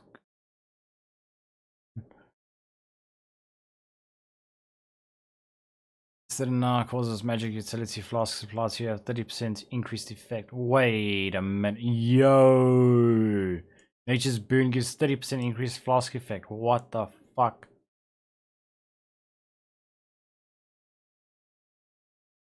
Master Alchemist now provides 50% chance for flasks you use to not consume charges. 50%. Hello?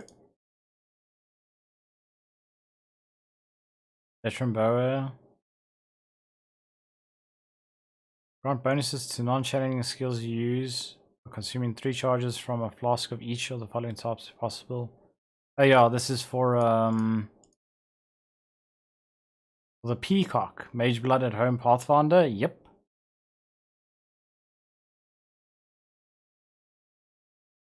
Hey, and that's what Demon wanted to league start with. The Mage Blood at Home Pathy.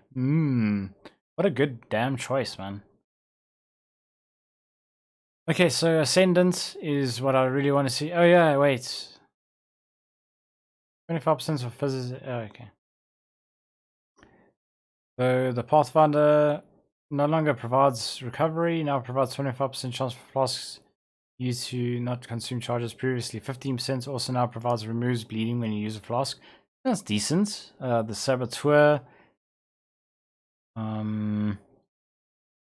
now provides 15% increased cooldown recovery rate and hits have a 15% chance to deal 50% more area damage.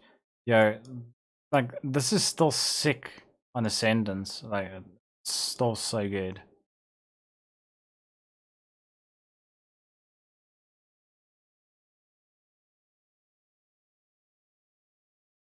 Okay, so the Maniforged Arrows is given to Ranger for completing Cage Brood. Alright. Dramatic Burst from Nessa. Alright.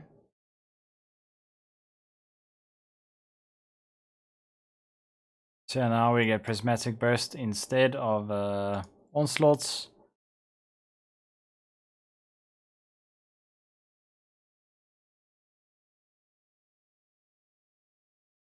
Well, yeah, I mean, I don't really care where you can purchase the gems from because not really going to be using them early on. Wait, melee splash support now has spotted skills deal 40% less damage, previously 50%. Okay, cool. So melee splash got a little buff. Awaken melee splash 2. Blast now has base duration of only 2 from 2.5. Now deals 3.9 base chaos damage, previously 3.1, scaling up to 284 previously. Okay, so Blood got a little buff. Explosive Trap now causes 3 smaller explosions at gem level 1, previously 4. Scaling up to 7 at gem level 20 unchanged. Okay. Well, that makes sense.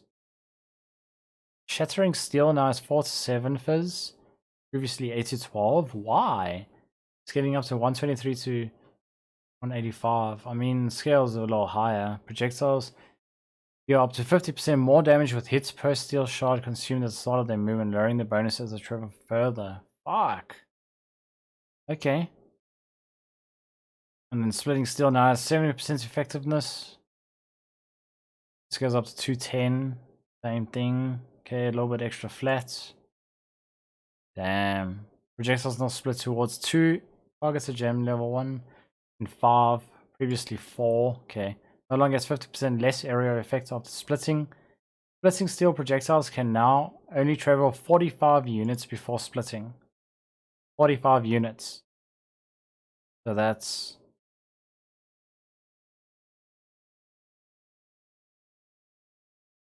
like an area of that, right? Not too bad. The base projectile speed of Spark has been reduced. Fuck. It now provides 3 additional proj, previously 4 level 1 and 7. Why, dude? I wanted to league start Spark, man. Projectile speed is king. Fuck off.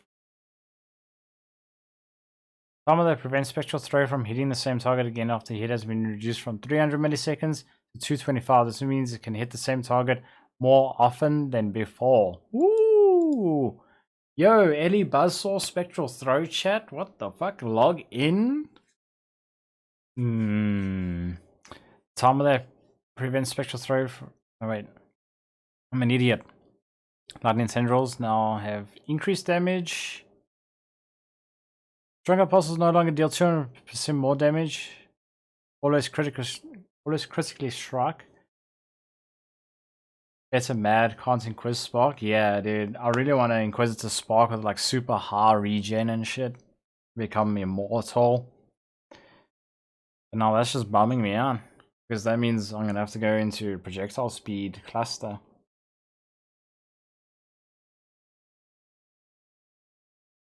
I guess it's okay though.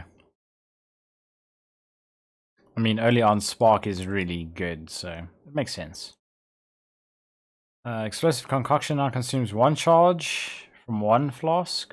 Possible instead of 3. Oh yes, okay. Never mind. Explosive Concoction, the same, whatever. They are not happy skills for me. Onslaught support has been removed. Look chat, removed! Items that previously granted onslaughts, such as the Forbidden Shaker and Hungry Loop unique items, now instead grant momentum support. Interesting. Attack and bow-based leveling. Fuck. Well, at least onslaught is gone now. I'm happy that onslaught's gone. So yeah, you can get faster attacks early on. Cool.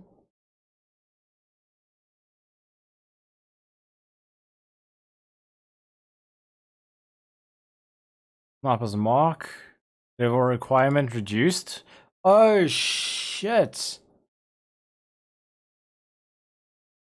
Yo, chat, we're going with a fucking Sparker, boys.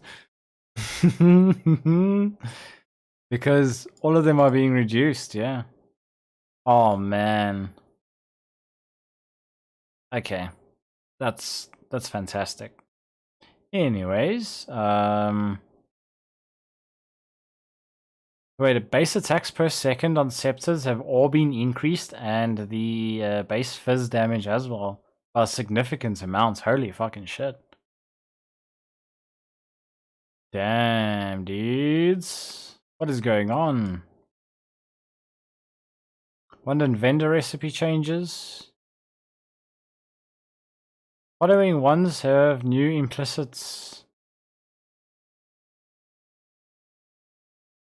Instead of the spell damage, it's just giving flat damage. Alright. I understand. Makes sense. Okay. Because, like, 90% of the steps is going to be RF based anyway. Yeah, it is. This is pretty interesting. Like, instead of having the flat spell damage, it now actually gives you flat base damage to the spell, which is so much better.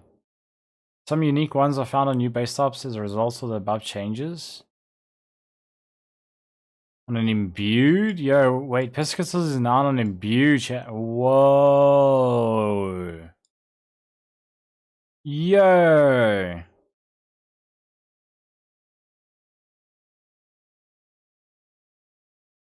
Leveling is gonna be fucking cool. Like, this sparses up so many things. So yeah, Arcane Surge. Effort to have cast speed still available early for casters. Okay. Now it grants cast speed instead of more spell damage. Yes! Fuck yes. Increase cast speed up to 20%. Yo, early on 10% cast speed for Spark. Huge. Hierophant's Arcane Blessing. Passive no longer provides 50% increased effective Arcane Surge on you. Instead, it now provides Arcane Surge grants 20% more spell damage to you. Ah. Okay, dude. Smart. Oh, I was waiting for that. Small passives prior to Arcane Blessing and Illuminated Devotion both now provide 20% increased effects. Huh. Sentence Hierophant provides 25% increased effect of Arcane Surge on you. Instead now provides Arcane Surge grants 10% more spell damage. I mean, so like 20 and then another 10%. I don't know.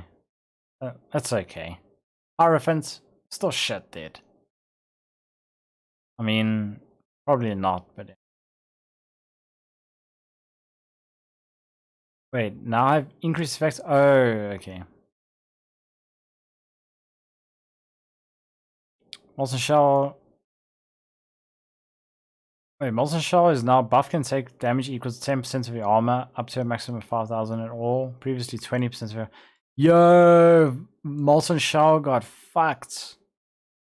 Get wrecked. Hardcore players. Animated weapons no longer randomly pause when moving or attacking. As a result of this change, we've adjusted the attack speed and damage provided. Should be a net neutral change in terms of damage dealt, but results in more consistent damage and clearing. Sweet. Animated weapon now grants minions deal 0% more damage at gem level from 10 up to 38, which was previously 48. Alright, not bad. Also grants minions now more attack speed, 10 scaling up to 38, which was 48. Alright. Any trigger skills and items that come from a skill gem, such as Rain of Arrows from Lionel's Paws, now share the same cooldown group. So using the gem version of the skill should put the triggered version on cooldown or vice versa. Excellent. Projectiles returning. Previously, some effects that cause projectiles to return specified that only did so at the end of their flights. Oh yes. Projectiles which explode or otherwise destroy themselves only when they cannot move further, such as Fireball, which return will now consistently not do so until after they returned.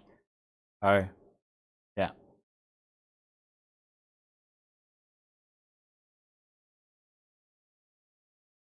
All strike skills can no longer be supported by Ancestral Core, no longer affected by stats that cause... Okay. Fuck. Hey, let's add to the mastery, get everyone excited. +1 to strike skill, and then bang, the Vol Strike version. Nope. Sorry for you. Shame. Power charges now provide 50% increased critical strike chance per power charge for players and minions, previously 40%. Ooh, the corruption notable passive skill provided 2 high damage boost. Wait, it did? Oh, so it provides 20% increased effect with it, previously 30. How? I mean, yeah. Alright.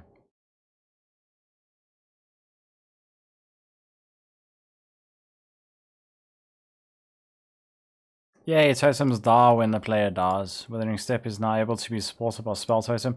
Who the fuck's gonna put Withering Step on a Spell Totem? Hmm? Nah, that sounds scuffed. The bow attacks fire and additional arrow synthesis implicit modifier can no longer roll on bows and quivers. What the fuck, dude? Failed belt modifiers that provide a chance for flies to not consume can no longer roll. Sag. Bayer's compasses appear earlier.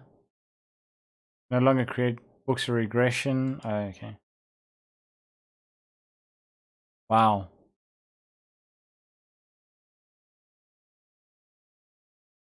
Yeah, some modifier changes. Ruthless changes. Crucible League mods available. So we're going to have Abyss for 2 Chaos. Super cheap. Guess what I'm going to be doing? Early League chat. I'm going to be spamming probably Essence though. Because it's only 3 Chaos. Probably Abyss or Essence, yeah. I mean, the others aren't really worth it. Harvest is pretty cool. But yeah. 12C, don't know. It's kind of expensive. Alright, well, yeah. That's that then. Not bad.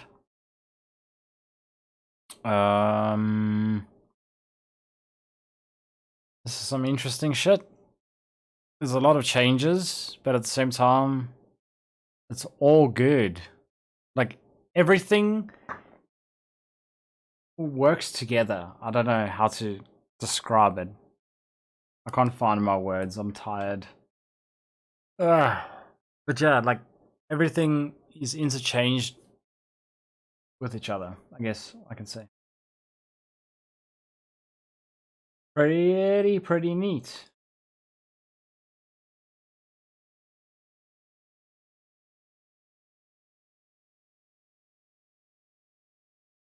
Well, yeah, cool. So, like, early sparking is gonna be a little AIDS, but I think I'll be fine. I don't know, maybe I should go for a trapper or something, chat. Not sure. Something in those lines.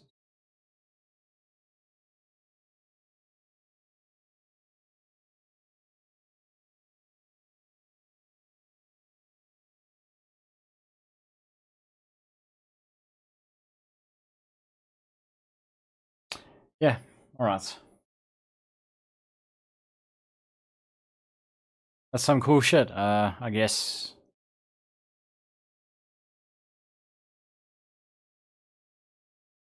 Guess I'll have to think of what I'm gonna do the next 2-3 days or so.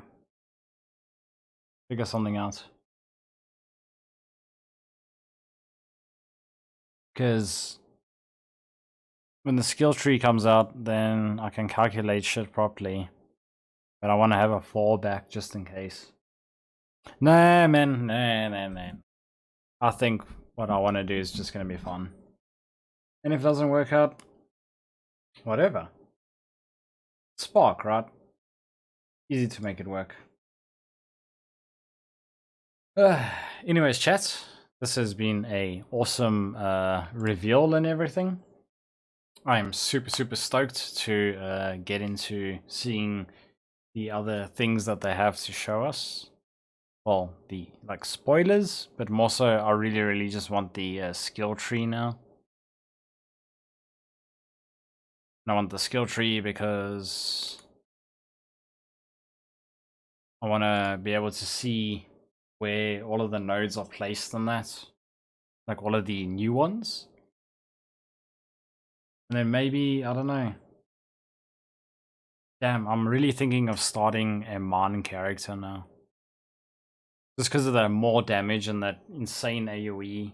But then again, also going claws and shit. Oh man, there's so many ways. So amazing. They just make a few changes. And then it's perfect.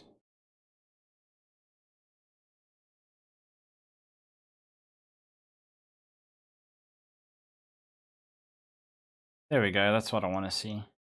Oh no.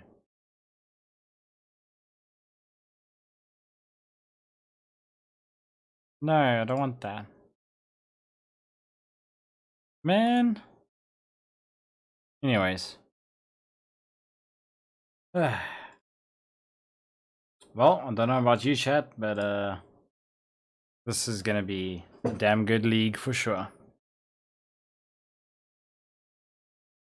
Because now I already have 3 builds I want to try. Well, not builds, but like 3 ways of building around things. Definitely going Spark Regen first. Second build, I really want to try out like Animate Weapon or something as well. Fuck. There's so many things to do now. You can go Claws with Spectral Throw because of the reduction of the millisecond time of Spectral Throw. And then like just dual claw it. Have insane recoup, be a Pathfinder for like increased flask effects and perma uptime. Maybe do some deck stacking with it with Hand of Wisdom and Action. Yo! Oh shit. See, that's the only problem now, is trying to figure out if something like that's gonna work. Only way is to try it. But yeah, anyways. Alright, chat. Been a good chilled stream. I appreciate you guys for chilling. I'm gonna head on out now. I'm probably gonna only be back on Monday. So in like 3 days or something. Well, 2 days actually. I'm gonna come back Sunday, yeah. But yeah, I'll be back in like 2 days time then. And then it's being live every single day and trying to put out a video as much as possible, hopefully, to the best of my ability. Alright chat, shot for chilling, gents. Appreciate it. Hope you guys have a good one. And yeah, I'll check you in the next one, which is probably going to be Sunday. Although power cuts is probably going to be AIDS, but fun. I'll work around that shit. Sweet chat. Check you guys in the next one, boys. Fucking Crucible hop, dude! Oh yeah.